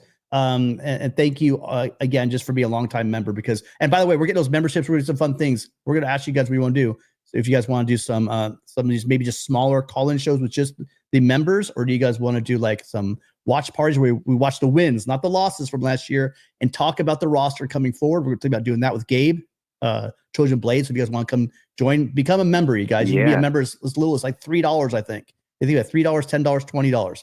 And you can be a member. I'm not going to tier it out. If we're doing it initially, every member is going to be involved in all of those things. The higher tier is going to receive more perks, but you will be able to watch those in the off season. We're going to do a deep dive on this roster, and I've had a couple of other people in this space. I can't say their names yet because they haven't committed to it, but they'll be coming on also to talk to the members, and they're all guys you guys know and probably watch and listen to every day. So make sure you look for that as well. But Scooby, thank you so much for being here. I appreciate it. Yeah, and you're welcome, man. You're welcome. And Trojan Blade is the bomb. He's awesome. He's amazing. He's check him out.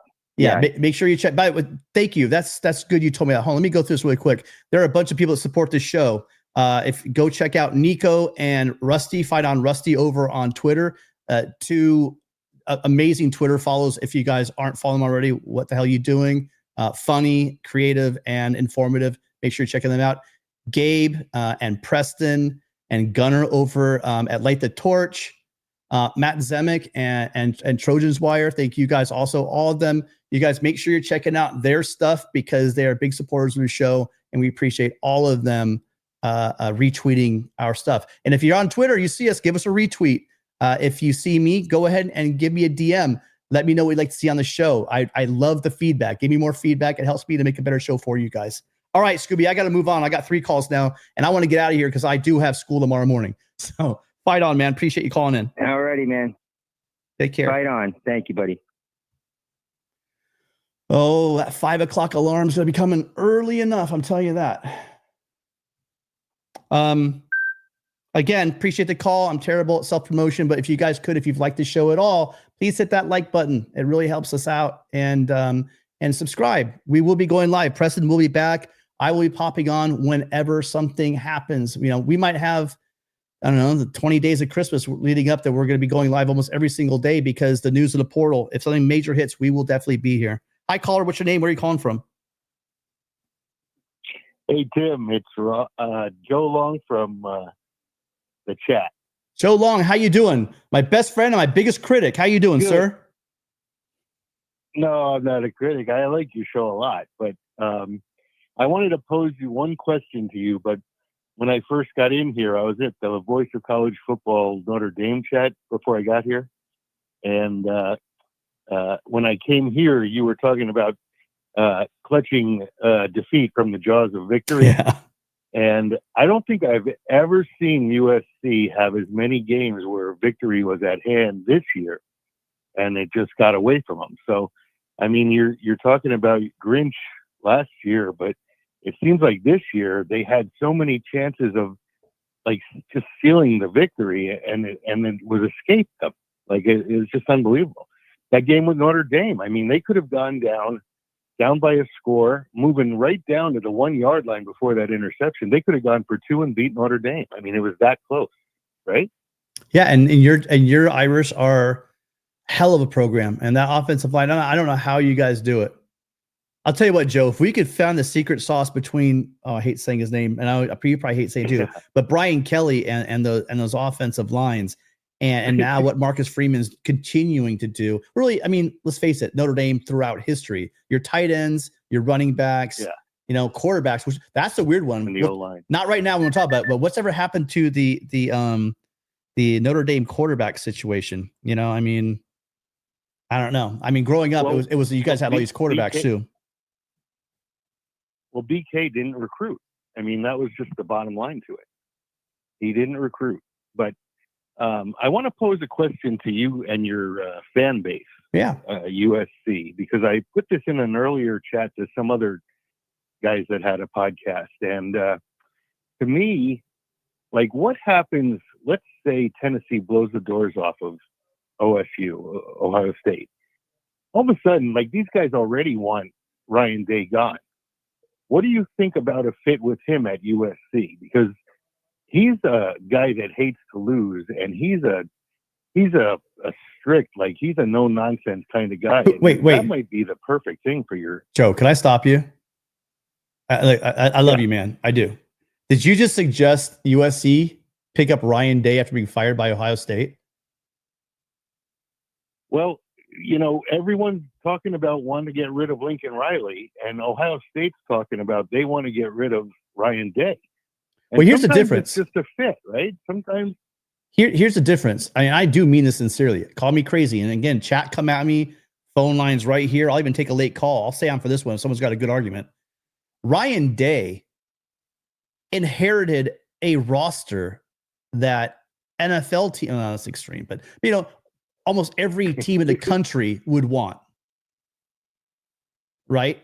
And the entire state of Ohio. But he's been there from how many years is he there now? And he can't beat Michigan. That's the big thing. What's his record, though? But anyway, that's not my point. My point is some of these guys are being hailed as great head coaches. I mean, if you got the Jimmies and the Joes, it makes up for a lot for the X's and the O's. That's all I'm going to say. Yes, you need both. Right. And I'm not saying either one of them are horrible coaches, but I'm saying give Lincoln Riley that offense. Just think, Joe, just think, anyone in the chat too. What would Lincoln Riley do with Jeremiah Smith? What would Lincoln Riley do with Travion Henderson and Judkins?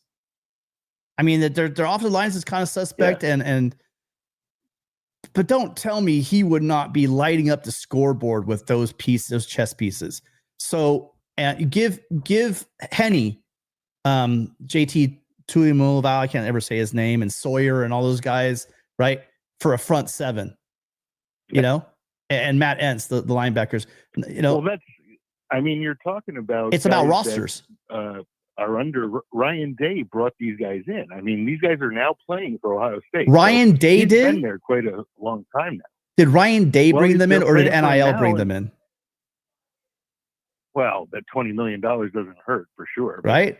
You know, like, it's his team, right? But I mean, like, he's the guy in charge of it, and this is his team. So you can't really fault him for not having the Jimmies and Joes. I mean, maybe the X's and O's are not falling into place the way, you know, Ohio State expects them to. But I mean, like, you know, you put maybe Ryan Day on to USC, and then all of a sudden your defense is an important thing. And he's going to, you know, focus on making the defensive line be great. And he's going to focus on, you know, the cornerbacks being great. And you know, I don't know. It just seems to me like that's an option that might just work out for both guys. You know, like maybe Lincoln Riley finds somewhere else, maybe in the Big 12 somewhere, you know, like where he was, where he had a little bit. Joe, Joe, don't let the Irish come out. Your shillelagh showing, buddy. Listen, hey, well, that sounded really wrong. I'm sorry, man. Hey, no, so the situation, what I want to say is on that, again, first off, Ryan Day is an offensive guy to begin with, number one, just like Riley. He struggled there. That the defense was pretty defensive players. Well, but remember when he first got there, defense, until he got Jim Knowles there, the defense was nothing to get excited about. But bring in a good defensive coordinator, kind of like, I don't know, like a Danton Lynn to turn things around, and things can change. We're missing the dudes. You give USC the $30 million or $25 million, whatever it is, to build our roster and the rules that they play by. And not saying they break rules. I'm just saying from the day one they're building those guys we just named, it might be a bit different here at USC right now. Again, that's what I'm trying to tell people. Yes, Lincoln Riley's made some massive mistakes, but it's bigger than just Lincoln Riley. It's bigger than just replacing one quarterback. It's a lot bigger. Joe, I got 3 people waiting. I got to go. I appreciate your constant support. Thank you. Good luck to your Irish. Yeah. Thank you, sir. Absolutely. All right, these are the last calls, guys, and I got to get out of here because I'm running out of. Got to remember, I talk all day teaching, and then I come here and talk all night. Oh my gosh! But oh, great. Let's see. Hi, caller. What's your name? Where are you calling from? San Diego, beautiful San Diego. Tim, this is Dwayne from the Student Body Right USC podcast. How you doing today, brother? I'd recognize the voice. Great show, you guys. Make sure you're checking out Dwayne over on Student Body Right. You do Raiders as well, don't you? I do Raiders as well, and I just had an episode with Preston, so you can check that out too. Preston was kind enough to come on, and he's got great taste. And we talked it. I guess so we got some good takes there as well. The schedule came out. I mean, there is a little bit of, and there's always a buzz when you see the schedule come out. I would have liked to see like maybe the Purdue game and the Illinois game be like back to back. But for me, like when I look at what happened this year on the road, I guess I can't take them seriously until they start winning games on the road in the Big Ten, because it was just a debacle after a debacle. Every time they went to the road. I mean, I think UCLA was the only road game, and that's not really a road game. So, what was your biggest takeaways from the schedule? I mean, I like it. You know, I think that having on the road to Notre Dame, Joe will tell us all about how well we play it. You know, in South Bend, and at Autzen, another place is a house of horrors for USC traditionally. I think those are going to be some tough sledding. I think that going out to I think Nebraska, Rule's going to get Nebraska. He has them moving in the right direction. I think a year later, the combination of having that Notre Dame game and then Nebraska after now. Hold on, there are some buys. I'm looking at the buys again. So there's a buy. Actually, this shapes up really nice. Look at that. You have a buy before Michigan, which is great. I like that. We have Michigan at home, and then we go to Notre Dame, but then we have another bye, which I think is going to be great because it's going to allow USC to get healthy for that, that run of Michigan and Notre Dame, because that's going to be two really fit after Illinois, which will be another physical game with Bielema. But I think with Michigan and Notre Dame, having that bye is going to be great, not only to get right and get healthy, but also on top of that, prepare for those teams. So I'm excited about the buys break really great for this. Actually, it sets up for us. It splits the season up really good. Usually USC gets screwed on these buys, right? We'll have a buy like in week 1 or week 2, it seems like. And then we got to go like 8-9 weeks. Yeah. So I like it. I think some of the opponents are going to be difficult on the road. I mean, having Notre Dame and Oregon on the road both pop off the schedule to me. Yeah, I mean, they're definitely 100%, but we have to build a team that can at least split those 2 games. So, I mean, we're, at some point we have to kind of make a jump. You know what I mean? So, hopefully, the freshmen who come in some of them can contribute, and then also, I know they're working hard to get these guys in the portal to come over to SC. I know SC has a bunch of visits coming up as well, building the offensive line and the secondary, which is where we are. Is Rajon Davis a guy who's coming back? Are you hearing things about him coming back, or is he going to be? So I'm not going to go off of things that I've heard. I've not heard anything from Rajon. Okay, me either. But what I would say that we were told that he was coming back, and I think he would. He is a team guy, and every time he's got a shot, he hasn't disappointed. I mean, he's come in and he's played well. So I don't know. I'm assuming until we hear otherwise that he's coming back. It's fluid, right? It depends on what happens with the transfer portal. Always. I think as of right now, I believe he's going to come back, but who knows? None of these positions. I mean, the wide receivers, even the running back room, etc. It depends on what happens, over the next couple of weeks. Yeah. So unfortunately, it's going to be a situation where it's going to pop in and out. But what I do like is, and Gabe had a great video. We talked about this as well, about how the beginning of the season sets up really well for, let's say you want let's say you go with Longstreet from game 1. Let's just say he comes in and he really impresses, right? Let's just say that he comes in and just has just a really precocious spring. He's coming in early, so he'll be there for the spring and the fall camp, and there's a true competition. Let's just say, just hypothetically, true freshman gets the spot. Well, starting out early, playing schools, one of which was basically what is coming right off of being an FCS school.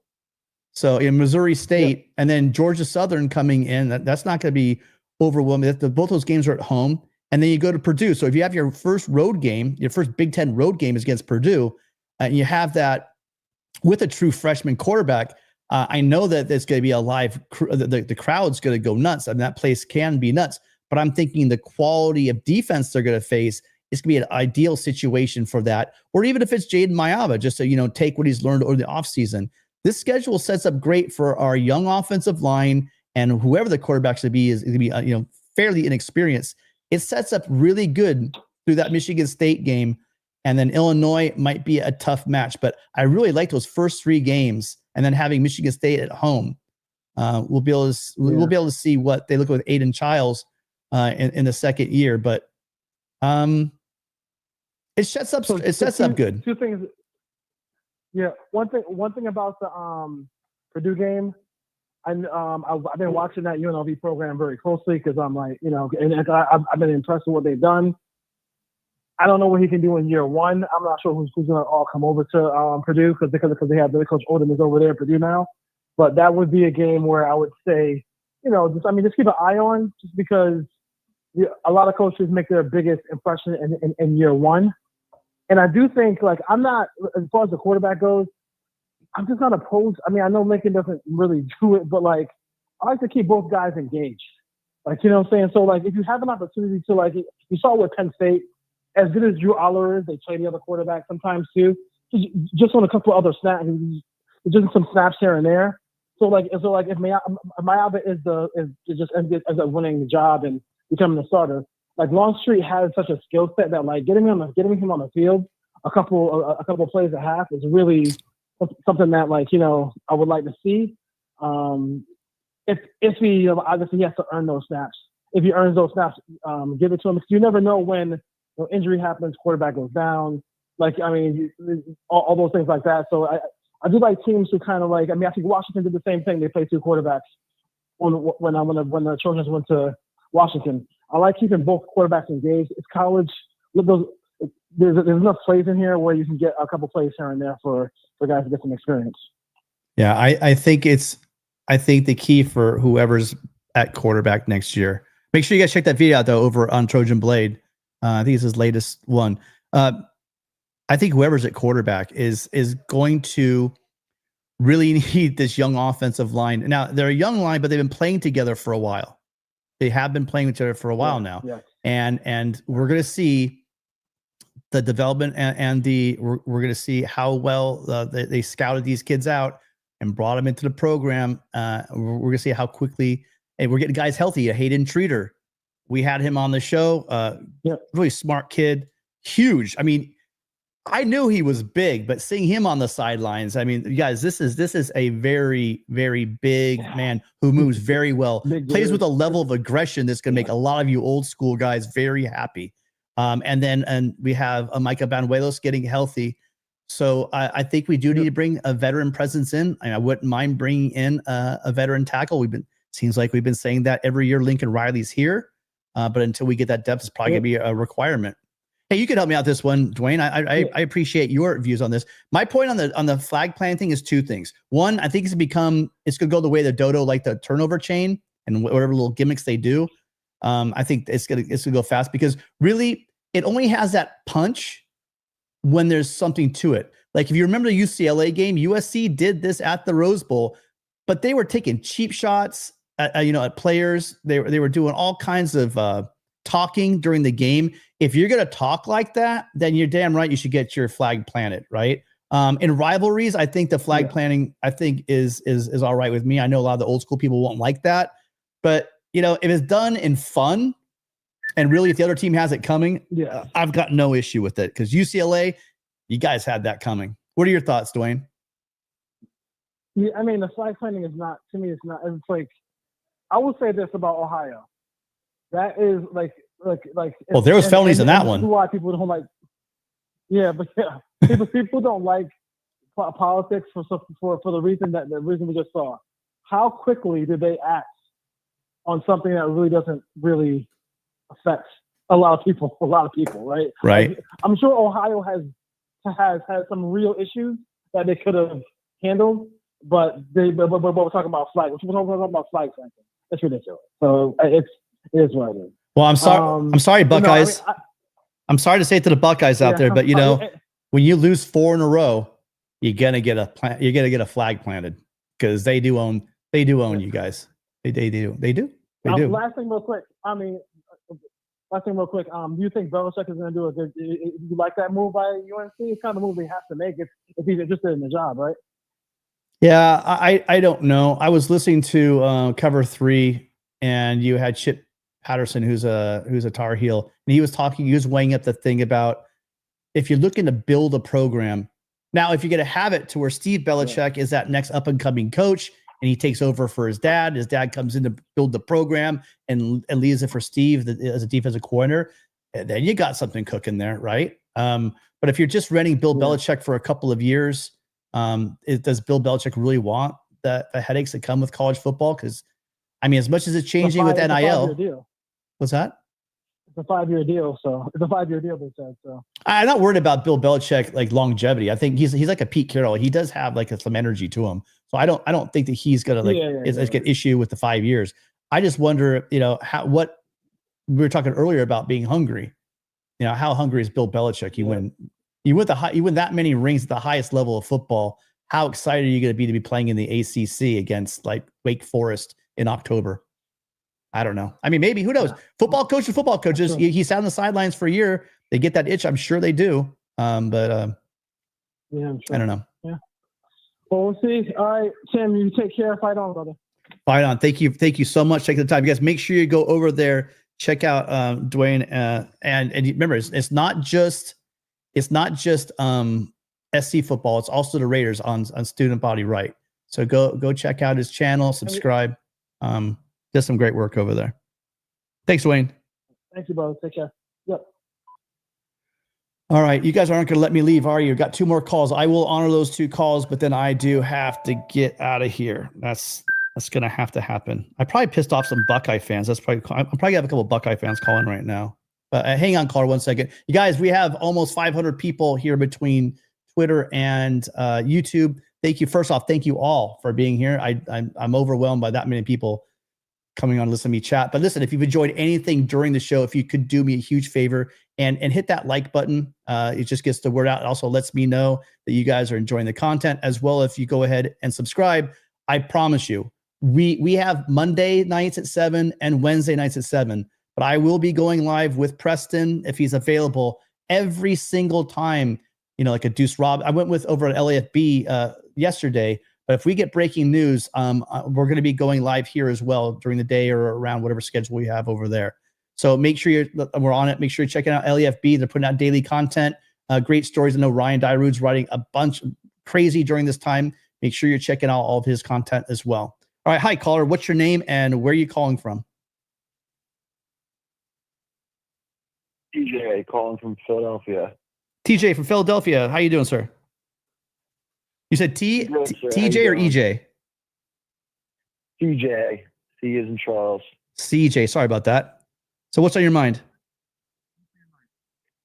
Oh, look, one of the things that, I really wanted to talk about, it's regarding the portal. And it's regarding a lot of the, the news that's come out last few days, specifically with, guys like Quentin Joyner and Duce Robinson, because seeing on USC Twitter, a lot of people immediately jumping to doomsday saying, WTF, fire Lincoln Riley. How can we let Duce leave? Yada, yada, all this. Look, I get it. It stinks. It sucks to see a player like Duce leave. But I think we have to, and a guy like Quentin leave as well, but I think we have to also understand this is happening to programs all over the country. This isn't just exclusive to programs like USC, for starters, okay? And when you're looking at that wide receiver room, you know, that four-headed monster, Mekhi Lemon, Zachariah Branch, Jacoby Lane, Duce Robinson, you're talking about 4 wide receivers there that are easily wide receiver ones at most, if not all, Power 4 programs in college football. So it's almost impossible for Lincoln Riley to keep those 4 guys happy. It's almost impossible to get them the amount of touches and get them the amount of targets that they're looking for to keep all 4 of them happy. Was I a little surprised to see Duce be the one to leave, given the baseball factor? Yes, that was a little surprising to me. But to see 1, probably 2 of those guys leave, is that surprising to me? No, it's not. Because again, you're talking about 4 guys that are easily wide receiver ones at most Power 4 programs out there. They're going to want their targets. They're going to want their looks. I don't blame them for leaving. So, look, it sucks because it feels close to home to us because you see it happening in college football, and it just feels more personal to us because it's our team. But for the people out there saying, how the hell are we losing these 4- and 5-star guys? Like, what's going on with our program? Yada, yada. Guys, this is happening everywhere. This isn't just exclusive to USC, okay? And it sucks to see them leave, but ultimately, this is college football nowadays. This is going to be part of it. This is part of the process now. And if we can make it out of this portal cycle, only losing 2 out of those 4, that's a win. Like, I'm okay with that. And I don't blame 2 out of those 4 for leaving because they're going to go to a different program. They're probably going to be used as wide receiver 1s or wide receiver 2s at those programs. And that's okay. But it's the blessing and the curse of having such a deep wide receiver room and having 4 wide receiver 1s in your sophomore class. Guys, we're not going to keep them all happy. Yeah. 2 of them are going to leave, and that's okay. And I know it's sounding like it's giving Lincoln Riley a pass. I'm not giving, Lincoln has plenty to be criticized for this year, but for 4 guys that are that talented, it's virtually impossible for him to keep all 4 of those guys happy and give them the targets that they're looking for. You could make I'm sorry, I'm rambling here a bit. No. I'll wrap this up here. Wait, hold on. Wait. CJ, that's what we do here. Yeah. If I'm not rambling, you're rambling. That's what we do. I'm not kidding when I say this is your guys' call. I give you guys ideas, but you guys run with it. I mean, this is a Trojan family, and we bring in the Irish. We let the Irish talk. We've had Oklahoma. We've had Michigan, Ohio State. We've had, you name it. We've all been here. But especially Trojan fan. Yeah, the Trojan family. You guys have the floor. It's not rambling. It's called.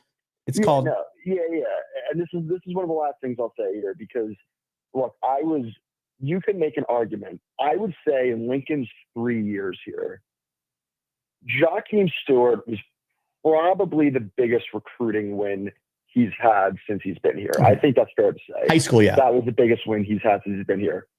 I think Duce is a strong argument that he's not that far behind because Duce, as we remember, Lincoln beat out Georgia to get Duce Robinson, and I get it. It sucks to see a guy like Duce Robinson leave. I understand that, okay? But again, when you're looking at the receiver room this year, Kyron Hudson, Kyle Ford, and the 4-headed monster, I call them at the sophomore wide receivers. I don't need to run through all of them. Duce Robinson was second to last in snaps and targets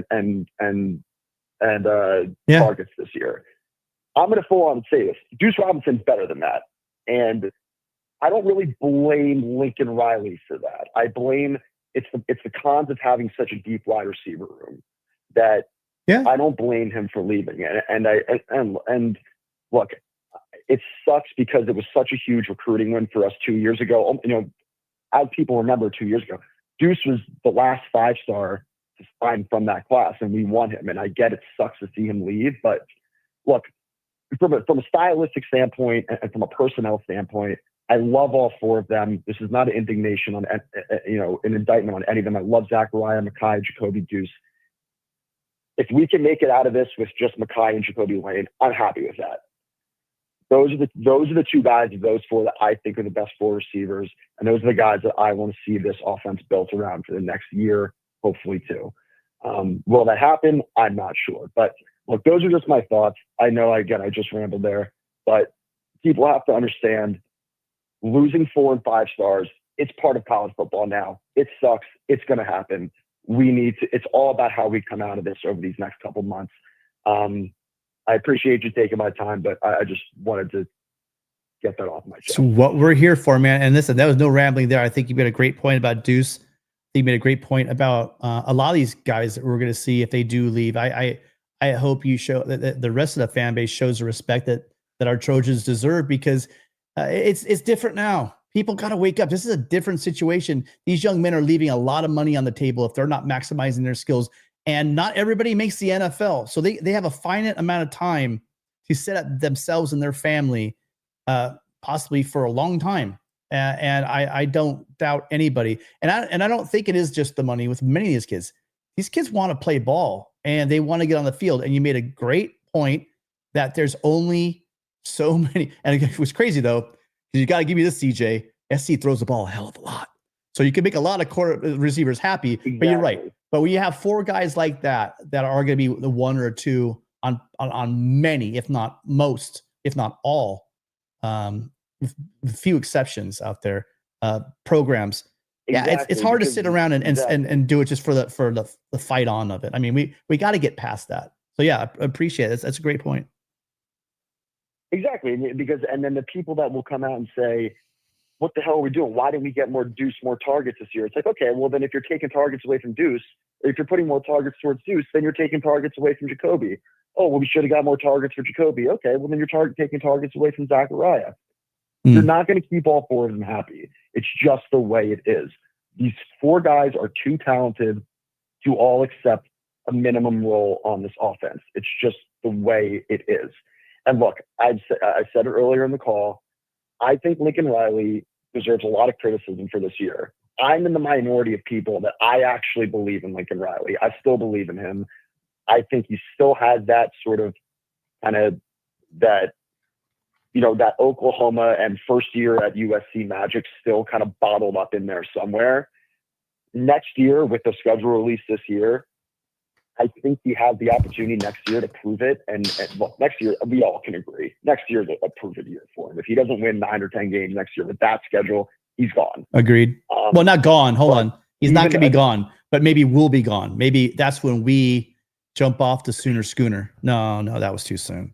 No, yeah. I think I will throw in the white flag and say it's time to move on. But even a guy as great of an offensive play caller as Lincoln Riley is and what he can do on the offensive side of the ball, I get it. This year was a little uncharacteristic for him. You can't make that many wide receivers happy. Okay. And, CJ, so, again, that's just where that's just where I'm coming out. I don't necessarily disagree with you, but I like to play devil's advocate. I want to have your thought on this one. Yeah. Branch, Jacoby, and Duce. I wouldn't put Lemon in with that. I don't think Mackay was guilty as they dropped a lot of important balls in that season. And I mean, listen, quarterbacks throw interceptions. I agree. Corners get burned, receivers drop balls. That happens. Nobody catches every single ball, but there were a lot of big ones and at key moments. And I got to tell you, quarterbacks, if you lose the confidence of your quarterback, that's why I think we saw a lot, and thank God we had, you had Hudson come up big in some games, right? I mean, let's face it. Some people are making this one drives me crazy about our fan base. Hudson and Miller basically won, that game they were a big part of winning that game in LSU and how quickly people forgot about that. Kyron was the big surprise to me on this offense the entire year. I would concede. I would agree with that. And yeah, far exceeded what I thought he was going to do this year. And Ford came in some key moments as well in this game and showed that veteran leadership. I think that the young guys, and this isn't a crack on them, but it wasn't a couple of balls they dropped. It wasn't like they were high leverage plays, third downs, etc. Field goal, getting in field goal range. They dropped some balls, and I'm not saying that's the end of the world, but I'm saying when people wonder why, you got to look at the whole thing, And I agree with you though that these guys do need more looks. but I can see why the quarterbacks might have gone to other receivers in certain situations because they are young. We forget these guys are true sophomores or redshirt freshmen. No, true sophomores. They're going to make their mistakes. No, I agree. Yeah. Yeah. I agree. Sorry, not to cut you off there. I'm speaking. I agree with everything you just said, and I think that I'm more when I say wide receiver one for these four guys. I'm more speaking of what their upside is for sure, and what they've shown, like as what their potential can be. I think. Look, I don't mean to lay into him too much, but think about it this way: the last few years, okay. 2022, who was the number one wide receiver in the 2022 class? Jeremiah Smith? Oh, no, that's was last year. Sorry. Who was number one? Evan Stewart. Okay, yeah. Evan Stewart at Oregon now. A&M, right? 2023. Yeah. It started at A&M at Oregon now. Yeah. 2023, Zachariah Branch was the number one wide receiver in the class. 2024, number one wide receiver in the class, Jeremiah Smith. Right. The separation in skill. Again, I don't mean to lay in here because I love the guy. But can we sit here and say with a straight face that Zachariah Branch is anywhere close to as good as Jeremiah Smith? I don't think we have to, CJ. I think exactly. They're different. They're different types of receivers too. My different types of receivers. I get that. I would say though, I think the jury is still very much out on what Zachariah can do. I don't know. I don't know if this is an indictment on was Zachariah just a complete swing and miss for us? No, I'm not going to go that far. But would I blame Zachariah for going to another program and seeing if there's another offense out there that can utilize him? I wouldn't blame him for it. I wouldn't. Well, let's hope that doesn't. With that being said, let's hope that doesn't happen. Let's not even put that out into the universe. Let's just keep that one shelved. I know there's a lot of rumors about that stuff. I want to keep all of them here. Let me be clear. Yeah. I think Zachariah's upside and his potential is extremely high. Absolutely. I think absolutely. And what I hope that comes out of this, okay, not to go off too much on a tangent here. What I hope that comes out of this whole situation is that Lincoln Riley sits down with those receivers, Jacoby, Mackay, and Zachariah, and says, you three, I want the offense to run through you three at wide receiver next year. I don't need Lincoln Riley to hit the portal hard for any wide receivers this offseason, okay? We don't need to be rotating in 6-7 wide receivers like we were doing this entire year, okay? If we can go into this next season with Jacoby, Mackay, Zachariah in that wide receiver, throw in some Xavier Jordan, because we all know how talented he can be. I'm fine with that as well. I'm hoping that we can go into this next year and this offseason and this next season, zeroing in more on this sophomore class, of soon to be junior class that we have, not rotate in as many wide receivers that we did this year and just focus on those three guys. Again, I hope that we come out of this with all three of them. My point of this call was saying I don't blame any of them if they want to make a move because I see where they're coming from. I hope we keep all of them. But my whole part of this call was just to say to all the SC fans out there that immediately jumped to doomsday, cursing out Lincoln Riley, cursing out the program on Twitter. I see it all on Twitter. We know our fan base. All of them cursing out, saying, why the hell are we losing 4 or 5-star guys? Everyone, it's happening everywhere. Yep. This is college football in 2024. Get used to it. You're going to lose 4 and 5-star guys. It just feels closer to us because we have an emotional connection to them because we saw them during recruiting and we've seen them in the last 2 years. That's all I'm getting at. I hope we come out of this. I hope we keep Zachariah. I hope we keep Mackay. I hope we keep Jacoby. Love them. I think they're as talented as any receiving core in the entire country. I think they can do some serious damage against that schedule next year. And that's all I'll say on that. That's really all I wanted to, Listen, I finally fixed my soundboard, so and it's apropos. That was a great call. But this is really applause for everyone tonight. CJ and Philly, just amazing job. We had Dwayne from Student Body Right. We had Joe Long, of course, my favorite caller, my dad. Petros called in. Appreciate him calling in and being a supporter. John from Detroit, always with the words of wisdom. Adam, thank you so much, Adam, for calling in. Music called in. Thank you, Music. Paulie Walnuts, my absolute, just the positivity vibes coming off that, man. Just keep me going most nights. And Avery, longtime caller Avery, calling in. Listen, you guys, we've been hovering around 400 or 500 people watching for less hour. Appreciate all of you guys. If you could do me a favor, if you have, only if you have, if you enjoyed the show, please do me a favor, hit that like button. Really appreciate you all being here, and subscribe. If you want more of these, I'll be popping live. Also, give me a follow on Twitter. I'm trying to build that thing up a little bit. My DMs are open. If you have any suggestions for the show or have any questions for me, feel free to hit me up there at Tim_Prangley. Really appreciate you guys all being here tonight. So a lot going on. Let's not all jump off the bandwagon. Some of you guys, the Lincoln Riley, the quarterback situation. I think that we're going to really see the youth movement next year. The schedule sets up, allows USC to get these young guys, get their feet wet until we hit the middle of the season, where we're going to have some heavy hitters. And then, the traveling to Notre Dame, going to Autzen. I can't wait. I mean, the two games I've absolutely circled to go to. I'm definitely going to be going to Lincoln to go to the Nebraska game. I just, that game day experience is probably amazing. One of the first programs I thought about when we were going to the Big Ten. I love when I've seen them, either it was at the Holiday Bowl and then here at the Coliseum. Nebraska fans are just awesome. I just can't wait to get to Memorial Stadium and check that out. And of course, it was really special for me, my first time going to Michigan, to be filming and being on the field. But I can't wait to go to Notre Dame and get on the field at Notre Dame and shoot the Trojans. That's gonna definitely be a special moment for me. My grandfather's a big Notre Dame fan. My dad almost went to Notre Dame, but he got a full ride to USC, so he decided to come out to California. And well, thank you, Dad. I appreciate your choice. Nothing wrong with Indiana, but I'm glad I'm living here in sunny California, and that's thanks to my dad. Decided to be a Trojan.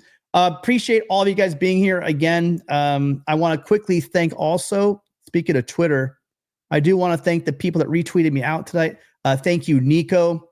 Thank you, Gabe, Trojan Blade, Preston, Rusty, Gunner from Light the Torch, Matt from Trojans Wire.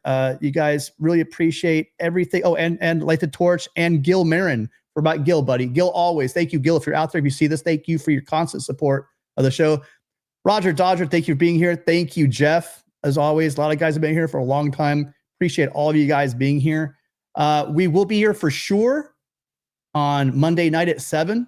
We're going to do like more of a StreamYard call-in show. If you like that thing, go ahead and join us at 7 o'clock for that.